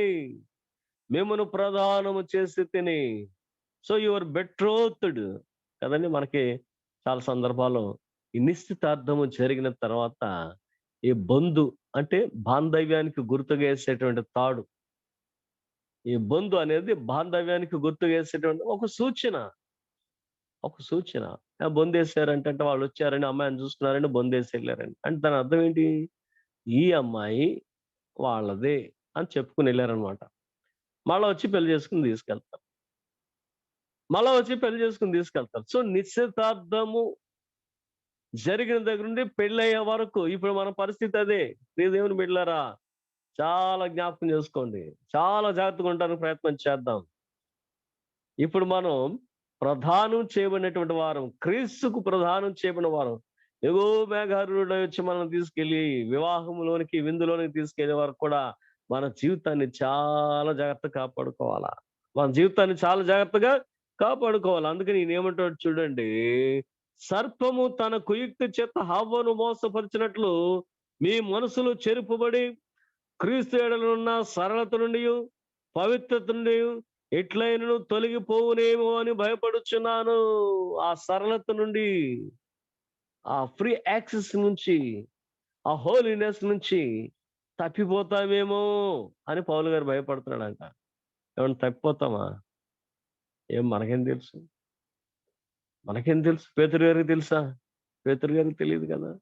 ప్రభువా వీళ్ళందరూ కూడా వెళ్ళిపోయినప్పుడు కూడా నేను నీ కొరకు సిలువ దగ్గరికి వస్తానన్నాడు. నీ కొరకు చనిపోతానన్నాడు. పేతురు, అపవాది నిన్ను జల్లించబోతున్నాడయా, నిన్ను జల్లిస్తున్నాడు. నేను దేవుని కోరుకున్నా. ఏం జరిగింది? 3 సార్లు ఎవరో నాకు తెలీదన్నాడు. 3.5 సంవత్సరాలు ప్రభుతో ఉండి తిని, ఆయనతో ప్రయాణాలు చేసి, స్వస్థతలు చేసి, అద్భుతాలు చేసి, మహిమలు చూసి, ఆయన ఎవరో నాకు తెలీదన్నాడు. ఆయనే జారిపోతే మనమెంత? ఆయనే జారిపోతే మనమెంత? కాబట్టి పౌలు దానికి భయపడుతున్నాడు. ఒకవేళ ఆ సరళత నుండి, ఆ పవిత్రత నుండి మీరు తప్పిపోతారేమోనని నేను భయపడుతున్నాను అంటాడు. ఆ భయాన్ని కలిగిన వారమై, ఆ యొక్క బాంధవ్యం నుంచి తప్పిపోకుండా, ప్రభు మన పురుషులై ఉండగా, మనం ప్రధానం చేయబడినటువంటి భార్య అయి ఉండగా, ఆ వివాహం కొరకు మనం ఎదురు చూడవలసినటువంటి స్థితి ఉన్నది అనేది మనందరం కూడా ఈ సాయంకాలం మరొకసారి మనం జ్ఞాపకం చేసుకుందాం. కనుక షూలమెత్తికి ఎవరు చెప్తున్నారంటే ఈ సంగతులు? తల్లి నేర్పిస్తుంది. So that is the responsibility of the church. తల్లి యొక్క కూతురికి ప్రధానమైన తర్వాత, నిస్తార్థం అయిన తర్వాత కొన్ని సంగతులు తల్లి చెప్తాది. నువ్వు ఎలా ఉండాలమ్మా, అలా ఉండాలమ్మా, అలా చేయాలమ్మా, ఎలా చేయాలమ్మా. సో ఇవన్నీ నేర్పించేది ఎవరు అనంటే తల్లి. తల్లి అనగా మన భాషకు వచ్చేటప్పటికి అవర్ మదర్ చర్చ్. ఏ చర్చ్‌కి మనం వెళ్తున్నాము, ఏ సంఘానికి మనం వెళ్తున్నాము, that church teaches all these things. మనం ఎలా ఉండాలి, దేవుని కొరకు ఎలా ఉండాలి, ప్రభు కొరకు ఎలా ఉండాలి, రాకడ కొరకు ఎలా ఉండాలి, మన ఆధ్యాత్మిక అంతస్తు ఎలా ఉండాలి, ప్రభుతో మన సహవాసం ఎలా ఉండాలి, ప్రభు సేవ మనం ఎలా చేయాలని మీకు నేర్పించేది మీ సొంత తల్లి, మీ సొంత సంఘం, మీ సొంత సంఘం. So the mother would instruct her how to play a maiden part to her betrothed lover. ప్రధానం చేయబడినటువంటి ఆ పురుషునికి ఎలా పరిచర్య చేయాలి అనేది నేర్పించేటువంటిది సంఘమే. If the latter that her lover would be able to impart to her his wisdom. ఇక్కడ ఆమె అంటుంది, నీ బోధలు నాకు చెప్పయ్యా, నీ బోధలు నాకు చెప్పు అంట. కనుక ప్రభువుకు పరిచర్య చేసే విధానం, ప్రభు సన్నిధిలో గడిపే విధానం, ప్రభు నుండి బోధలు వినే విధానం, ఈ అంతస్తులోనికి మనం ఎదగాలి. ఈ అంతస్తులోనికి మనం ఎదగాలి. కనుక అయ్యగారులు చెప్తారు, అయ్యగారులు చెప్పడం అనేది చెప్పడమే. ఎంత చెప్పినా అయ్యగారులు చెప్పడం అనేది అయ్యగారులు చెప్పడమే. ప్రభు చెప్పేది నేర్చుకోవాలి. ఆ అంతస్తులోనికి మనం రావాలా. ప్రభు మాటలు వినగలిగేటువంటి ఆ అంతస్తులోనికి మనం రావాలి అనేది మనం జ్ఞాపకం చేసుకుంటే, ఆ మాధుర్యం, ఆ సహవాసం మరలా జ్ఞాపకం చేస్తాం. His left hand should be under my head. ఆయన ఎడమ చేయి నా తల క్రింద ఉన్నది. సో ద కమ్యూనియన్, వారిరువురి యొక్క సహవాసం. So the church wishes constant intimacy. ఇందాక కూడా చెప్పా, the church wishes the constant intimacy. అంత చనువు ప్రభుతో మనకు కావాలా. ఇది 2వ అధ్యాయం 6వ వచనం కూడా ఉన్నది. సో అప్పుడు ఆమె కోరుకునేటువంటి చనువున దరి చేరగానే శిశువు స్వామి ఆయను అంటాడు. మనం ఆ చనువుతో ప్రభు దగ్గరికి వెళ్ళిన తర్వాత మనకు గుర్తొచ్చింది ఏంటంటే, ఆయన మన కొరకు పుట్టిన శిశువే కానీ మన యజమాని, మన స్వామి, మన దేవుడు. బాలుడని ముద్దు పెట్టుకోవడానికి వెళ్ళాం చనువుతోటి, కానీ అక్కడికి వెళ్ళాక మనకు తెలిసింది ఏంటంటే, ఆ బాలుడు ఎవరు? మన కాబోయేటువంటి దేవుడు, మన కాబోయేటువంటి పురుషుడు, మన కాబోయేటువంటి స్వామి, మన రక్షకుడు ఆయన.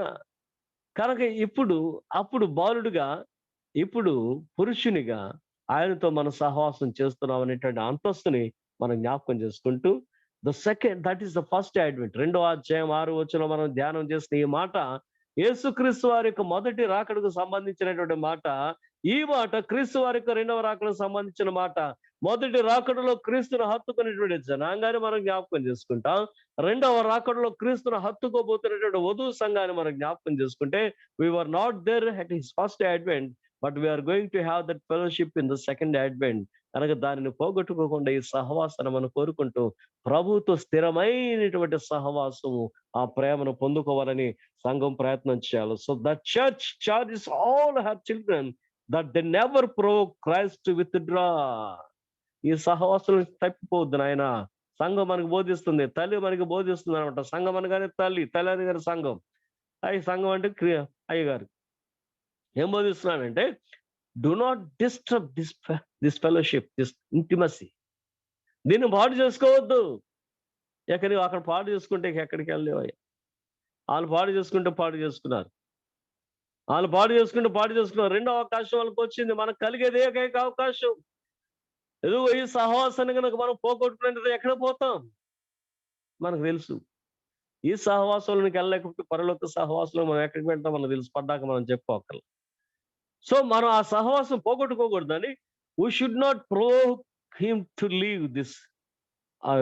ఈ యొక్క సహవాసం నుండి పోగొట్టుకోకుండా ప్రభువుని ఏమన్నా మనం ఆ భాష విసిగించి ప్రభు వెళ్ళిపోయేట స్థాయిలోకి మనం వెళ్ళకూడదు. అక్కడ జరిగింది అదే. ఏం జరిగింది? ఇదిగో నేను పండుకున్నాను, నా కాళ్ళు కడుక్కున్నాను, నేను లేవలేను. ప్రభు వెళ్ళిపోయాడట. అప్పుడు లేవాలి, వెళ్ళాలి, వెతకాలి అనేటువంటి ఆ ప్రయత్నంతో దెబ్బలు తింది. ఇప్పుడు ఆమె అవకాశం వదులుకోట్ల. అతడు కనబడగానే అతను పట్టుకుని తల్లి ఇంటికి తోడుకుని వచ్చింది. ఆయనతో సహవాసం చేస్తుంది. ఈ సహవాసాన్ని డిస్టర్బ్ చేయొద్దంది. ఇప్పుడు మనం చేసేది కూడా అదే. ఈ సహవాసం ప్రభుకు ఉండేటువంటి ఆ పర్సనల్ రిలేషన్షిప్. సంఘంలో యాజ్ ఎ కాంగ్రిగేషన్ మనం వెళ్తాం, ఆరాధించుకుంటాం, దట్ ఇస్ డిఫరెంట్. ఈ యొక్క వ్యక్తిగత సహవాసంలో ప్రభు యొక్క సాన్నిధ్యాన్ని పోగొట్టుకునేటువంటి స్థితి మనం ఎన్నడూ రాకూడదు అనేది ఈ రాత్రి మరొకసారి మనం జ్ఞాపకం చేసుకుంటే, మనం తెలుసుకోవాల్సింది ఏంటంటే, మనం ఏ బలహీన స్థితిలో పడిపోతే క్రీస్తు సాన్నిధ్యం మనకు దూరం అయిపోతుందో అనేది మనం జ్ఞాపకం చేసుకుంటూ ఆ బలహీనతలు విడిచిపెట్టుకుని ప్రభు యొక్క సహవాసం వృద్ధి చెందేటువంటి వారిగా మనం ఉండాలా. సో యెరూషలేము కుమార్తెలారా అంటుంది. ఈ యెరూషలేము కుమార్తెలు అనగానే నూతనంగా అంటే మెచ్యూరిటీ లేనటువంటి వారు. సియోను కుమార్తె అనగానే మెచ్యూరిటీ వచ్చినటువంటి ప్రభు యొక్క సహవాసంలోకి వచ్చింది. కనుక ఈ యొక్క సియోను కుమార్తెకు తెలుసు, ఇఫ్ వి బి డిస్టర్బ్డ్, మనకేమైనా డిస్టర్బెన్స్ వస్తే ఆయన వెళ్ళిపోతాడు. మనం ఏదైనా డిస్టర్బెన్స్ చేస్తే ఆయన వెళ్ళిపోతాడు. ఇక వెళ్ళనివ్వదు. సియోను కుమార్తె అనగా మెచ్యూరిటీలోకి వచ్చేస్తుంది. ఆయన పట్టుకుంది. ఆ సియోను కుమార్తె యొక్క అనుభవంలోకి మీరు వచ్చి, లేదా మనం వచ్చి ప్రభువును పట్టుకుని మన విశ్వాసాన్ని కొనసాగించుకోవాలా. కాబట్టి ఇంకొక చక్కని మాట దీని విషయంలో మనం చూస్తాం. పరిశుద్ధాత్మను దుఃఖపెట్టకండి. పరిశుద్ధాత్మ దుఃఖపెట్టవద్దు. అభివృద్ధి కొరకు ఎదురు చూడాలా. ప్రభు సహవాసంలో ఉన్నతమైన అభివృద్ధి కొరకు మనం కాంక్షించాల్సింది తప్ప we should not be disturb ourselves. ఆయనకి బాధ కలిగించి ఆయన వెళ్ళిపోయేటువంటి పరిస్థితి చేసుకోకూడదు అనేది మనం చూస్తే, we are waiting for his saviour to come again. మన రక్షకుడు మరలా మన కొరకు రాబోతున్న రెండవ రాకుడు కొరకు మనం ఎదురు చూస్తున్నాం. we should not close our fellowship by any means. ఏ విధంగా కూడా ఆయనతో ఉన్నటువంటి సహవాసాన్ని మనం పోగొట్టుకోకూడదు అని చెప్పుకుంటూ 5వ వచనం నుండి 2 మాటలు చెప్పి నేను ముగిస్తా. Though it's long time, still 5 more minutes. 8వ అధ్యాయం 5వ వచనం చూద్దాం. తన ప్రియుని మీద ఆనుకుని అరణ్య మార్గంలో వచ్చుచున్న యవతే అంటాడు. ఆ లాంగ్వేజ్ మరలా చూస్తే వరుసలో హీబ్రూ టెక్స్ట్ నుంచి వచ్చేటప్పటికి మన తెలుగులోకి వచ్చేటప్పటికి ఇలా ఎవరు అనొచ్చు కదా, యవతే అని అంటాడే. So some kind of Telugu translation. So let us adjust with that word. యవతే అంటాడు. యవతే అంటే కొంచెం బాధగా ఉంటుంది కదా. ఎవరు అని అంటే అది కొంచెం రెస్పెక్టెడ్ కనపడుతుంది. ప్రభువుని ఆనుకొని వచ్చుచున్న ఈమె ఎవరు అంటే యవతే. సరే వదిలేద్దాం. జల్దరి వృక్షం కింద నిన్ను లేపితే నీ అతడు నీ తల్లికి నీ వలన ప్రసవ వేదన కలిగినది. సో అరణ్య ప్రయాణం అనగానే మళ్ళీ మనకేం గుర్తొస్తుంది? ఇశ్రాయేలీయుల యొక్క 40 సంవత్సరాల అరణ్య ప్రయాణమే గుర్తొస్తుంది. ఈ అరణ్య ప్రయాణంలో వారి జీవితాలు ఎలా ఉన్నాయి అని అంటే, ఇర్మియా గ్రంథం 2వ అధ్యాయం 2వ వచనం మనం చూస్తాం. నీవు అరణ్యములో విత్తనం వేయదగిన స్థలములో దేశంలో నన్ను వెంబడించు, నీవు చూపినటువంటి నీ ప్రేమ, నీ అనురాగం, నీ వైవాహ ప్రేమ నేను జ్ఞాపకం చేసుకుంటున్నాను అని చెప్తున్నాడు ప్రభు. అంటే the early days of their faith. First లో మనం వచ్చినప్పుడు కూడా ఎవరికైనా ఆ ఉద్యమం అలాగే ఉంటుందండి. 30 ఏళ్ళు 40 ఏళ్ళు వచ్చినప్పటికీ చల్లబడిపోతుంది. కొత్తగా రక్షణలోకి వచ్చినప్పుడు ఎవరికైనా అలాగే ఉంటుంది. ఆ స్పిరిట్, ఉత్సాహం అవన్నీ అలాగే ఉంటాయి. తర్వాత నెమ్మది దిగిపోతుంది. కానీ ప్రభువారు ఏం చేస్తున్నాడంట, those fast days, the love of those fast days, ఆ యొక్క ఐగుప్తును దాటి, ఎర్ర సముద్రం దాటి, సీనాయి పర్వతం దగ్గరికి వచ్చిన తర్వాత, ప్రభువారికి దర్శనం ఇచ్చిన తర్వాత వారిలో ఉన్నట్టు భయం ఉంది. అది గుర్తుపెట్టుకున్నాడు. దానిని ఏమంటాడు అంటే, నువ్వు చూపిన ప్రేమ, అనురాగం, నీ వైవాహిక స్థితిని నేను జ్ఞాపకం చేసుకుని అంటాడు. ఆ అరణ్య మార్గంలో ప్రభుతో కలిసి వస్తున్నటువంటి ఆ ఆది సంఘాన్ని ఇక్కడ మరలా మనం జ్ఞాపకం చేసుకున్నట్లయితే, ఆ ఆనుకునుట అనేది, వారు ఎంతగా ప్రభు మీద ఆనుకున్నారు. తిరుగుబాటు చేశారనేది ఒక ఎత్తు, అది ఉంచుదాం పక్కన. But depending upon God all throughs the days 40 years వారి యొక్క ప్రయాణం, ప్రభువును ఆనుకున్న విధానం మనం చూసుకుంటే, ఇక తర్వాత విశ్వాస యాత్రలో అబ్రహాము లాంటి భక్తి పరులు మనం జ్ఞాపకం చేసుకుందాం. ఆనుకునుట అంటే ఏంటి, సరైనటువంటి అర్థం ఇచ్చినటువంటి ఆ జీవితం ఏమైనా ఉందా అని అంటే, అబ్రహాము జీవితం ప్రభువును ఆనుకుని ప్రయాణం చేస్తూ వస్తున్నటువంటి ఆ సందర్భాన్ని మనం జ్ఞాపకం చేసుకుంటే, ఒక యంగ్ కపుల్ మనం చూస్తాం అనుకోండి. సపోజ్ వాళ్ళు చేతిలో చేయి కలుపుకొని ఇలా ఆనుకుని వస్తున్నారు అనుకుందాం. కొత్తగా వస్తున్నటువంటి వారు ఎంత చక్కగా వారు ఒక్కటిగా కలిసి వస్తున్నారు అనండి. ఆ కలిసి వచ్చేటువంటి విధానం, ఆ ప్రయాణం ఎక్కడి నుంచి వస్తున్నారంటే, అరణ్య మార్గం నుండి వస్తున్నారు, శ్రమల జీవితం నుండి వస్తున్నారు. ఇశ్రాయేలు అరణ్య ప్రయాణం అంటే శ్రమల జీవితమే. మన లోక జీవితం అంతా కూడా అరణ్య ప్రయాణమే, జీవితమే. దీనిలో ప్రభువును హత్తుకుని వెళ్తున్న విధానంలో నీకేమైనా మాదిరి కావాలి అని అంటే, అబ్రహాముని జ్ఞాపకం చేసుకోవాలి. అబ్రహాముని జ్ఞాపకం చేసుకోవాలా. కనుక అబ్రహాముని జ్ఞాపకం చేసుకున్నప్పుడు, అబ్రహామాని దేశం నుంచి రమ్మన్నప్పుడు, ఈ తండ్రిని విడిచి రమ్మన్నప్పుడు వచ్చి, ఇదిగో 100 వరకు ఆయన 25 సంవత్సరాలు ఓపికతో తిరిగి వాగ్దాన పుత్రను పొందుకుని చివరి వరకు ఆయన జీవించిన జీవితాన్ని మనం జ్ఞాపకం చేసుకున్నట్లయితే, హత్తుకుని జీవించడం అంటే అబ్రహాము జీవితం. ఆ ఆత్మీయ అంతస్తులో మనం ఉంటున్నామా అని ప్రియ దేవుని బిడ్డలారా మనం పరిశీలన చేసుకుందాం. సో వాగ్దాన దేశానికి వస్తున్నటువంటి ఇశ్రాయేలు క్రైస్తవ జీవిత ప్రయాణంలో మనం ఈ యొక్క అరణ్య ప్రయాణ అనుభవంలోనే ఉన్నాం అనేటువంటి మాట చూస్తే, ఇక ఇశ్రాయేలీయుల జల్దర వృక్షం, సంఘ అభివృద్ధి, ప్రసవ వేదన అనే దానిని మనం జ్ఞాపకం చేసుకుంటే, సంఘ ఇబ్బందులన్నీ కూడా ప్రసవ వేదనతో సమానం. సో అక్కడ ఆ జల్దర వృక్షం యేసుక్రీస్తు అనేటువంటి మాట మనం చూస్తే, ఆ సిలువ చెట్టు నీడన, ఆ సిలువ చెట్టు నీడన నీవు కనబడ్డావు. You are born under this tree. Which tree? The tree of cross. సిలువ వృక్షం కింద నీవు కనబడ్డావు. కనబడ్డావు అంటే కనబడిన దానవై. You are born under this tree. నిన్ను కన్నాడు దేవుడు. ఈ సిలువ చెట్టు కింద నీ తల్లి సంఘం నిన్ను కన్నది. సో ఎక్కడ పుట్టావు అంటే, మేము పలానా చర్చిలో బాప్తిసం అక్కడ రక్షణ పొందామండి. వాళ్ళు జస్ట్ ఏదో నీకు వాక్యం బోధించారు కానీ, లేకపోతే ఆల్ సెయింట్స్ చర్చిలో బాప్తిసం తీసుకోండి, వాళ్ళు ఏదో నీకు వాక్యం బోధించారు కానీ, జ్ఞాపకం చేసుకోండి. ప్రతి విశ్వాసి జ్ఞాపకం చేసుకోవాలి. We were born under the tree of cross. సిలువ వృక్షం కింద తల్లి నిన్ను కన్నది. నీ సంఘం, ఆ ఆది సంఘం క్రీస్తు వచ్చిన తర్వాత క్రీస్తు బిడ్డలుగా మార్చబడటానికి ఉపయోగించబడినటువంటి చెట్టు సిలువ చెట్టు. నీవు అక్కడ పుట్టేవా లేదా అది చూసుకో. ఇప్పుడు నేను పద్దాక నా గర్వం అంతా మీకు తెలుసుగా, మేము ఆంగ్లికన్స్ అంటా ఉంటాను. Hours is the first church, 200 సంవత్సరాల నుంచి మా చర్చ్ అంటే. ఎందుకంటే వాళ్ళు ఎవరో మీ సంఘం మంచిది కాదు, మీ సంఘం మంచిది కాదు అంటే, అప్పుడు ఎప్పుడో నాటుకుంది బుర్రలో. సిఎస్ఎల్ దగ్గర వాక్యం లేదు, సిఎస్ఎల్ సరిగా ఆరాధన చేయరు, మా దగ్గర గొప్ప ఆరాధన అని అంటే, అప్పుడెప్పుడు కొంచెం బుర్రలో నాటుకుపోయింది. అది వద్దా తిరుగుతూ ఉంటుంది. వీళ్ళందరూ మన సంఘాన్ని విమర్శిస్తున్నారు. అందుకని నా గర్వం ఏంటంటే, మాది 200 సంవత్సరాల సంఘం, మేము ఆంగ్లికన్ బ్యాక్గ్రౌండ్ నుండి వచ్చిన వాళ్ళం. సో అందుకని మేము అంగీలు వేసుకుంటున్నాం, ఇగో క్లెడ్జ్ కాలర్లు పెట్టుకుంటున్నాం. ఆంగ్లికన్ ఇవాళ 4 షర్ట్ వేసుకున్నాం, ఆంగ్లికన్ సిస్టమ్ అనమాట ఇది. సో ఇవాళ 4 షర్ట్ వేసుకుంటే కారణం కూడా అదే, ఆంగ్లికన్ బ్లాక్. ఇక ఈ బ్లాక్ వేయలేక ఆయా కలర్స్ వేస్తూ ఉంటాం. కానీ black shirt with clutch collar, that gives the impression that he is the ordained priest. పద్దాక అంగి వేసుకోవాలి. అంగి వేసుకోకుండా నల్ల షర్ట్ మీద క్లెడ్జ్ కాలర్ అంటాం, క్లెడ్జ్ కాలర్. ఈ క్లెడ్జ్ కాలర్ పెట్టుకుంటే మనం ఇంగ్లాండ్ లో నిలబడ్డాం అనుకోండి, ఒకవేళ రోడ్డు దాటుతూ ఉంటే పోలీస్ ఆయన వచ్చి చక్కగా రోడ్డు దాటిస్తాడు మర్యాద. ఎందుకంటే హీ నోస్ ఇదేంటి అని. మనం రోడ్డు దాటానికి ఇబ్బంది పెడతాం అనుకోండి, అక్కడ ఉన్నటువంటి పోలీస్ ఆయన వచ్చి డెఫినెట్ గా మనం చేయబట్టుకుని రోడ్డు దాటిస్తాడు. ఎందుకు అని అంటే ఆయన పాదిరి గారు అని తెలిసిపోతుంది. భాష ఏరైనా కానీ ఈ వర్షన్ ఈ డ్రెస్ చూడగానే పాదిరి గారు. ఏ పాదిరి గారు అంటే యాంగ్లికన్ బ్యాక్‌గ్రౌండ్ నుండి వచ్చిన పాదిరి గారని అర్థం అయిపోతుంది. ఇప్పుడు మామూలు ఇంకొకళ్ళు కూడా కుట్టించేసుకుంటారు. ఏదో మొక్క నేర్చుకుని పెట్టుకుంటారు. ఆళ్ళు యేసుకుంటున్నారు. అది కాదది. ట్రెడిషనల్. ఎక్కడి నుండి వచ్చింది ఈ ట్రెడిషను? ఈ పుట్టింగ్ ఈ యొక్క డ్రెస్ విధానం అంటే అది యాంగ్లికన్ బ్యాక్‌గ్రౌండ్ అన్నమాట. కానీ కొన్నిసార్లు మా గర్వం అలా ఉంటది. ఎందుకంటే మా గర్వం ఎందుకంటే మీ సంఘాల్లో ఇది లేదు, ఆరాధన లేదు, మీ ఆరాధన సరిగ్గా కాదని ఈ ఫెలోషిప్‌లలో విమర్శిస్తూ ఉంటే ఆ బుర్రలో ఎక్కడో తొలుస్తూ ఉంటది అప్పుడప్పుడు. అది బయటకు వస్తూ ఉంటదన్నమాట. ఆళ్ళేమనకపోతే మేమేమనం. మేము కూడా మనందరం వీఆర్ బ్రదర్స్. ఎక్యుమెనికల్లీ వీఆర్ బ్రదర్స్ అని చెప్తాం. అన్ని సంఘాలు ఒకటే, అది క్రీస్తు సంఘం. కానీ ఇప్పుడు ఏ సంఘం గురించి మనం మాట్లాడొద్దు.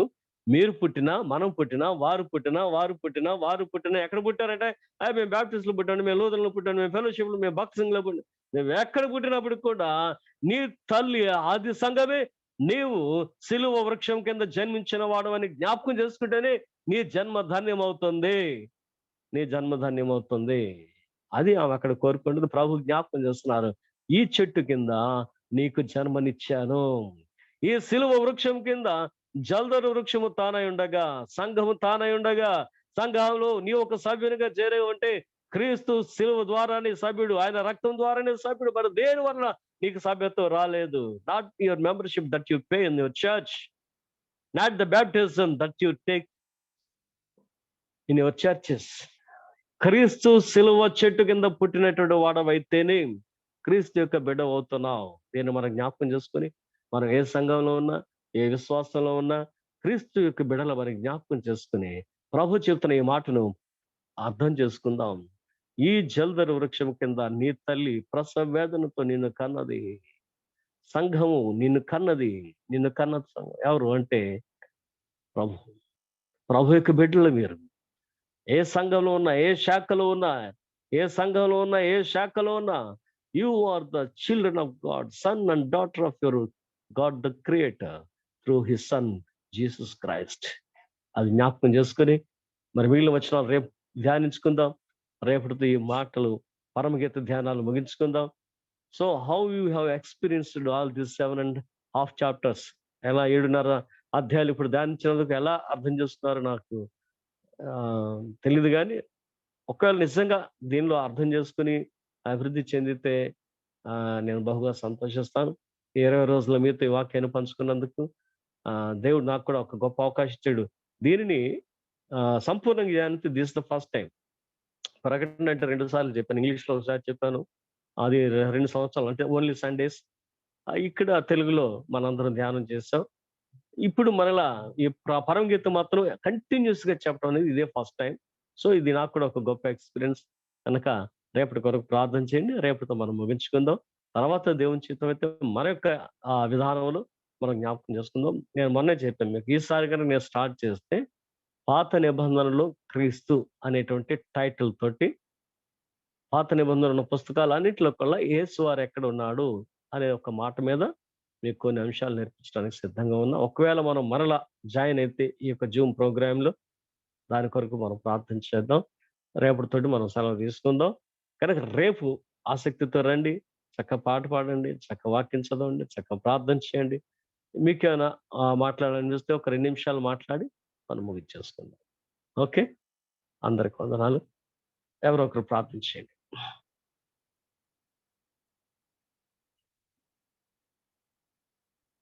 అయ్యగారు నమస్తే అండి, నేను చేస్తానండి. చేయండి అమ్మా, చేయండి. సర్వశక్తి మిక్కిలి కనికరం గల తండ్రి, యేసయ్య మీ పరిశుద్ధ పాదములకు వందనములు, స్తుతులు, స్తోత్రాలు నాయన. ఆకాశమును భూమిని అందరి సమస్తము సృష్టించిన సృష్టికర్త మీకు స్తోత్రం నాయన. గడిచిన కాలం అంతయుని బలిష్టమైన రెక్కల మాటలు మమ్మల్ని భద్రపరిచి సజీవ లెక్కలో ఉంచి నాయన, నేటి దినాన ఈ రీతిగా మేమందరము చిన్న మందగా కూడుకొని నీ పాదముల వద్ద నా తండ్రి నీ బోధలు వినుటకు నాయన మాకిచ్చిన ఈ మహాకృప కొరకై నీకు వందనాలు ప్రభా. అయా ప్రత్యేకించి నా తండ్రి మీ దీనదాసుడికి నా ప్రభ ధర్మశాస్త్రం అందరిలో మర్మాలు నా ప్రభ విశదీకరించుటకు మీరు ఇచ్చిన మహాజ్ఞానం కొరకు మీకు వందనాలు చెల్లిస్తున్నాను ప్రభ. నాయన మరి 21 రోజుల స్వస్థతల గురించి, తర్వాత ప్రకటన గ్రంథము, తర్వాత పరమగీతము నాయన బోధిస్తూ ఉంటుండగా నా ప్రభ అయా నాయన విశ్వాసంలో నుండి విశ్వాసంలోనికి మేము ఎదుగుతున్నాం ప్రభ. అయ్యా అందుని బట్టి నీకు లెక్కలేనని స్తుతులు స్తోత్రాలు ప్రభ. కొంత సమయం నా ప్రభ మీ పాదముల వద్ద మేము గడుపుతున్నాము నా తండ్రి.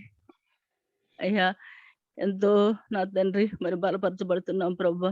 మరి ఇప్పటి వరకు నా తండ్రి అనేక మంది ప్రార్థనలు చేశారు, పాటలు పాడారు నా ప్రభా. ఎన్నో విషయాల్లో నాయన పరీక్షల్లోనూ ఉత్తీర్ణతలయ్యారు. నాయన వారందరిని బట్టి మీకు వందనాలు చెల్లిస్తున్నాను ప్రభా. మా విశ్వాసంలో నుండి ఎక్కడ తొలగకోకుండా నా ప్రభా మేము ఉండుటకు సహాయం చేయండి ప్రభా.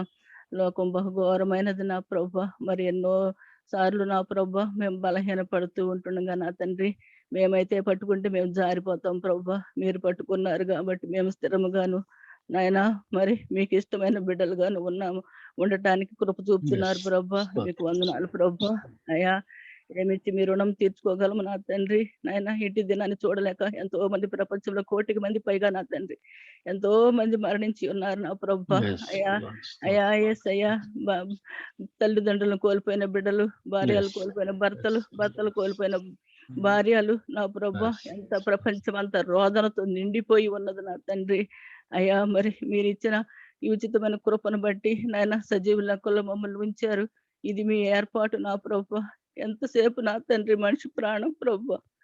నాయన మీ కృప ఉండబట్టే నా తండ్రి సజీవులే కదా నా తండ్రి. మనం మిమ్మల్ని స్తుతించరు కదా ప్రభా. అయ్యా ప్రత్యేకించి సమయంలో నా తండ్రి అయ్యా సంఘాన్ని మీ పాదముల వద్దకు తీసుకొస్తున్నాను ప్రభా. సంఘంలోని ప్రతి ఒక్క కుటుంబాన్ని మీరు పేరు వరుసన దీవించండి ప్రభా. ఎంతో ఆశీర్వాదం సంఘముగా మా సంఘము నా తండ్రి ఉండి ఉన్నది నా తండ్రి అయ్యా వృద్ధులను దీవించండి. వృద్ధాప్యంలో వారికి కలుగుతున్న నా తండ్రి అనేకమైన ఇబ్బందులు, వినికిడి శక్తి, జ్ఞాపక శక్తి లేక నా ప్రభా మరి శరీరం సహకరించగా ఎంతో ఇబ్బంది పడుతున్నారు ప్రభా. వారికి కావలసిన శక్తిని బలాన్ని దయచేయండి ప్రభా. అయా మరి ఉద్యోగ విరమణ చేసిన తండ్రి నాయన శేష జీవితాన్ని మీ పాదముల వద్ద గడుపుతున్న బిడ్డలందరికీ కావలసిన ఆరోగ్యమును, శక్తిని, బలాన్ని మీరు దయచేయండి. దీర్ఘాయువును దయచేయండి నాయన. మనం సంతానాలతో సంతోషంగా నాయన జీవించే భాగ్యము దయచేయమని వేడుకుంటున్నాను ప్రభా. మధ్య వయసు వారిని దీవించండి. కుటుంబాల్లో నెమ్మది సమాధానము దయచేయండి. యవన బిడ్డలు నా తండ్రి అయా బలవంతుల చేతిలోని బాణముల వల్లే ఉంటుండగా నా తండ్రి మీ అంబులు పొదిని బిడ్డలను నాయన బాణములతో మీ అంబుల పొదిని నింపుకోమని వేడుకుంటున్నాను ప్రభా. చిన్న బిడ్డలను దీవించండి. మీ దయందును పెద్దల దయను బిడ్డలు ఎదుగుటకు సహాయం చేయండి. ఆ బిడ్డలను పెంచుతున్న తల్లిదండ్రులకు కావలసిన జ్ఞానమును మీరు దయచేయండి. బాలుడు నడవవలసిన త్రోవను వారికి నేర్పుటకు సహాయం చేయండి ప్రభా. అయా సంఘాల్లో ఉన్న మరి కుటుంబాల్లో ఏ అవస్థలు ఉన్నాయో, అక్కర్లు ఉన్నాయో, ఏ అనారోగ్య పరిస్థితులు ఉన్నాయో, ఎట్టి పరిస్థితులు ఉన్నాయో సమస్తం ఎరిగిన దేవుడు ప్రభా. మేమైతే పై రూపాలు చూస్తాం కన్నా ప్రభా నువ్వు హృదయ ఎరిగిన దేవుడు, హృదయ ఆలోచనలు ఎరిగిన దేవుడు. ఆయా హృదయాన్ని బట్టి నా తండ్రి వారి సమస్యలను బట్టి, వారి పరిస్థితులను బట్టి ప్రతి ఒక్కరిని సంతృప్తి పరచమని వేడుకుంటున్నాను ప్రభా. కుటుంబాల్లో సమృద్ధిని దయచేయండి తండ్రి. ఇబ్బందులు ఇరుకులు ఉంటే తొలగించండి ప్రభా. అయా మరి మా సంఘాన్ని ఎంతగానో ఆశీర్వదించావు ప్రభా. యవన బిడ్డలు మరి చదువుల నిమిత్తము నన్ను వివాహాలు చేసుకుని మరి వేరు ప్రాంతాల్లో, ఇతర దేశాల్లో, ఇతర రాష్ట్రాల్లో విస్తరింపబడి ఉన్నారు నా తండ్రి. మీ ఆశీర్వాదం నుండి కుటుంబాలు ఎంతగానో క్షేమముగాను సౌఖ్యముగాను ఉంటుండగా నా తండ్రి వారి చుట్టూ నా తండ్రి మీ అగ్ని ప్రాకారముగా ఉంచి కుటుంబాలు నాయన ఎక్కడ ఉన్నా కానీ నా తండ్రి క్రీస్తు బిడ్డలుగా నా ప్రభా వెలుగొందుటకు సహాయం చేయండి. మీరు రాజు గనుక నా తండ్రి మేము రాజకుమారులము నా తండ్రి. ఎక్కడ ఉన్నా కూడా నాయన ప్రత్యేకమైన పరిస్థితుల్లో మేము ఉండాలి ప్రభా. అన్యుల మధ్యన ఉంటుండగా ఇదిగో ఈ క్రీస్తుని ఎరిగిన వారు వీరందుకే ఈ రీతిగా ఆశీర్వదింపబడ్డారు, ఈ కుటుంబాలు ఆశీర్వదింపబడి అని మేము కొనియాడబడాలి ప్రభా. మేము ఎక్కడా కూడా తగ్గకూడదు నా తండ్రి. మీకే వందనాలు, స్తుతులు, స్తోత్రాలు ప్రభా. ప్రత్యేకించి సమయంలో నా తండ్రి మరి నాయన సంఘంలో కరోనా బారిన పడి స్వస్థత నొందిన బిడ్డలందరినీ జ్ఞాపకం చేస్తున్నాను ప్రభా. వారందరికీ కావలసిన శక్తిని, బలాన్ని ఇవ్వండి ప్రభా. మరి నీరసంతో ఉంటుండగా నా తండ్రి నీరసాన్ని తీసివేసి పరిపూర్ణమైన ఆరోగ్యం, దీర్ఘాయుష్ను దయచేయండి. కుటుంబాలతో సంతోషంగా ఉండే భాగ్యమును దయచేయండి ప్రభా. అదే సమయంలో ప్రభా ఎన్నో విషాదకరమైన విషయాలు కూడా జరిగినాయి ప్రభా. కొంతమందిని కోల్పోయి ఉన్నారు ప్రభా. వారిని గాయాన్ని ఎవరు మాన్పలేరు ప్రభా. గాయపరచువారు మీరే, గాయం కట్టువారు మీరే నా తండ్రి. నాయన కోల్పోయిన కుటుంబాలకి నా తండ్రి మీరే ఆదరణకర్తగా ఉండి ఓదార్పును దయచేయమని వేడుకుంటున్నాను ప్రభా. అయ్యా ప్రత్యేకించి నా తండ్రి మరి అయ్యగారి కుటుంబాన్ని మీ పాదముల వద్దకు తీసుకొస్తున్నాను ప్రభా. మరి నా తండ్రి అయ్యగారికి మీరు ఇచ్చిన జ్ఞానం కొరకు వందనాలు చెల్లిస్తున్నాను. అయ్యగారిని అమ్మగారిని ప్రేమించి ఇచ్చిన ఇరువురు బిడ్డలను బట్టి మీకు వందనాలు చెల్లిస్తున్నాను ప్రభా. బిడ్డలకు నా తండ్రి కుమారుడికి నాయన వివాహం జరిగింది నా ప్రభా, కుటుంబ జీవితం కట్టారు ప్రభా. వారిని ఫలింపజేయండి, అభివృద్ధిలోకి తీసుకురమ్మని వేడుకుంటున్నాను తండ్రి. మరి కుమార్తె విషయంలో కూడా ఎక్కడ ఉన్నదో నా తండ్రి అయా తీసుకొచ్చిన ప్రభా, మరి నాయన మీరే నాయన సమకూర్చండి. వివాహానికి సిద్ధపడి ఉన్నది నా ప్రభా, మరి ఎక్కడ ఉన్నాడో వరుడు నా తండ్రి, ఆ బిడ్డకి నా ప్రభా, ఆ కుటుంబానికి సరిపోయిన బిడ్డని వాడలు ఏ రీతిగా అయితే తండ్రి నాయన ఇంట్లో కలిసిపోయినదో అట్టి రీతిగా నాయన మరి బాబును కూడా తీసుకొచ్చి నా తండ్రి ఘనమైన కార్యమును ఘనముగా జరుగుటకు సహాయం చేయండి ప్రభా. ఇంకా మా సంఘంలో నా తండ్రి వయసు పెరిగిపోయి ఇంకా వివాహానికి ఎదురు చూస్తున్న బిడ్డలు ఎంతో మంది ఉన్నారు ప్రభా. బిడ్డలందరికీ నా ప్రభా మరి ఆయా సమయాన్ని బట్టి నా తండ్రి వివాహాలు జరిగించండి ప్రభా. నాయన నరుడు ఒంటరిగా ఉండటం మంచిది కాదని మీరే వివాహ వ్యవస్థ పెట్టి ఉన్నారు నా తండ్రి. అయా యేసయ్యా అది వివాహం ఒక ఇది ప్రభా నా తండ్రి. మరి బిడ్డలకు నా ప్రభా సాటి అయిన సహాయాలను ప్రభా మీరే సమకూర్చి కుటుంబాలుగా మీకు కృతజ్ఞతాస్తుతులు చెల్లించే భాగ్యమును దయచేయండి ప్రభా. యవ్వన బిడ్డలకు నోటి నిండా నవ్వును ప్రసాదించండి ప్రభా. అయ్యా ఇంకా నా తండ్రి గర్భిణితో ఉన్న బిడ్డలకు నాయన సుఖమైన ప్రసూతిని దయచేయండి ప్రభా. మరి గర్భం కొరకు ఎదురు చూస్తున్న బిడ్డలకు నా తండ్రి గర్భనీయులు దయచేయండి ప్రభా. మరి రాత పరీక్షలు రాసి ఉద్యోగాల కొరకు ఎదురు చూస్తున్న బిడ్డలకి ఉద్యోగాలు దయచేయండి తండ్రి. అయ్యా మరి ఎంతో మంది నా ప్రభా మరి ఉద్యోగాలకు బాధపడుతున్నారు, అన్ని ఇదైపోయి ఉన్నాయి నా తండ్రి. అటు బిడ్డలందరికీ మరలా నాయన ఉపాధిని కలిగించమని వేడుకుంటున్నాను ప్రభా. అయా దయగల తండ్రి, మీకు అసాధ్యమైనది ఏదీ లేదు నా ప్రభా, సమస్తము సాధ్యము నా ప్రభా. యేసయ్యా కనికరము గల దేవుడు ప్రభా. మరి ఒకసారి నా తండ్రి మా సంఘంలో కుటుంబాలన్నింటినీ అయ్యగారి కుటుంబాన్ని మా కుటుంబాన్ని ప్రభా మీ పాదముల వద్ద పెడుతున్నాను తండ్రి. ప్రతి ఒక్కరికి నా తండ్రి మీ మెండైన దీవులు ఆశీర్వదించి నాయన సమస్త ఘనత మహిమ ప్రభావాలు మీరే పొందుకోమని ప్రభు అయిన యేసుక్రీస్తు నామం పేరిట మిమ్మల్ని బ్రతిమలాడి వేడుకుంటున్నాను తండ్రి. ఆమేన్. మహోన్నతుడమైన మా దేవ, ఈ రాత్రి వేళ ఇటు రీతిలో మేము కలిసి ప్రార్థించిన భాగ్యాన్ని, మరి కొంత సమయం నీ వాక్యాన్ని ధ్యానించినటువంటి సమయాన్ని మీరు మాకు ఇచ్చినందుకు వందనాలు. అవును తండ్రి, నేను సంఘము నీ సహోదరి అని మీరు అన్నారు. మీరు మా సహోదరుడు అని మేము చెప్పుకునే ఆ యోగ్యతను మీరు మాకు దయచేశారు. ప్రభువే యెహోవా దేవుడే తండ్రి ఉండగా మీరు మా సహోదరుడు అని జ్ఞాపకం చేసుకుంటున్నాం. అయితే ప్రభువా మీరు దేవుడై ఉన్నారు కనుక మీరే మా సంఘ నాయకుడు, మీరే మా యజమాని, మీరే మా దేవుడు, మీరే మా రక్షణకర్త అయినప్పటికీ మీరు ఇచ్చిన ఆ సహవాసం, ఒక సహోదర సహవాసాన్ని మాకు ఇచ్చి ఆ స్వేచ్ఛని ఇచ్చినందుకు నీకు వందనాలు. ఆ స్వేచ్ఛతోనే మీ సన్నిధి చేరగలుగుతున్నాం, ఆ స్వేచ్ఛతోనే మిమ్మల్ని ప్రభు అని పిలవగలుగుతున్నాం. ఆ యొక్క స్వేచ్ఛతోనే నీ బిడ్డలుగా ఉండటానికి మేము ముందుకు వస్తున్నాం కనుక తండ్రి, ఈ యొక్క సహవాసాన్ని మేము పోగొట్టుకోకుండా పరలోకంలో నిత్యము నీతో ఉండేటువంటి భాగ్యం దయచేయండి. ఇది మాకు చివరి అవకాశం. ఈ సహవాసంలో మేము నిర్లక్ష్యం చేసినట్లయితే, మీరు మమ్మల్ని విడిచిపెట్టినట్లయితే నాయన మరి యొక్క అవకాశం మా జీవితాలకు రాదు.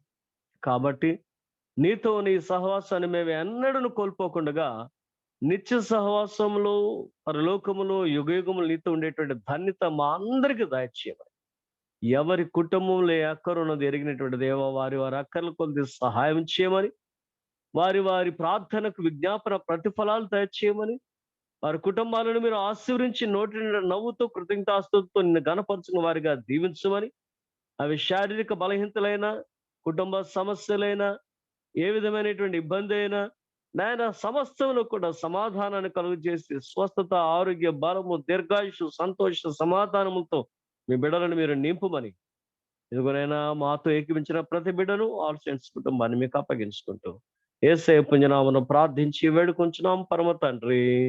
ఆమేన్. పరలోకమందున మా తండ్రి, నీ నామం పరిశుద్ధపరచబడును గాక, నీ రాజ్యం వచ్చును గాక, నీ చిత్తం పరలోకమందు నెరవేర్చినట్లు భూమి అందరూ నెరవేరును గాక. మా అనుదిన ఆహారం నేడు మాకు దయచేయము. మా ఇలా అపరాధం చేసిన వారిని మేము క్షమించిన ప్రకారం మా అపరాధం క్షమించము. బాబుని శోధంలోనికి తేక దృష్టిని తప్పించము. ఎందుకనగా రాజ్యమును, శక్తియు, మహిమయు నిరంతరము నీవి అయి ఉన్నవి. ఆమేన్. మన ప్రభువైన యేసుక్రీస్తు కృపయు, తండ్రి అయిన దేవుని ప్రేమయు, పరిశుద్ధాత్మాన్యోన్య సహవాసం మనకందరికి తోడై ఉండును గాక. ఆమేన్. ఆమేన్. ప్రైజ్ లార్డ్ అండి, అందరికి వందనాలు. రేపటితో మనం ఈ కార్యక్రమాన్ని ముగించుకుందాం. సో అందరూ జాయిన్ అవ్వండి, అందరూ ఏకీవించండి. Thank you very much. Praise Lord అండి. ఆంటీ గారు మీకు వందనాలు. ప్రమీల ఆంటీ గారు, భాస్కర్ రావు గారు, ఈశ్వరరావు గారు, పుష్పరాజు గారు, రాజు గారు అండ్ ఫ్యామిలీ, నేరి హెప్సీ గారు, అమృత గారు, పేరు గుర్తురావటం కదా, మీరు ఓపెన్ చేస్తే మీ ఫేస్ హేమలత గారు, మీ అందరికి, మేరీ రత్నం గారు, అందరికి థ్యాంక్ యూ.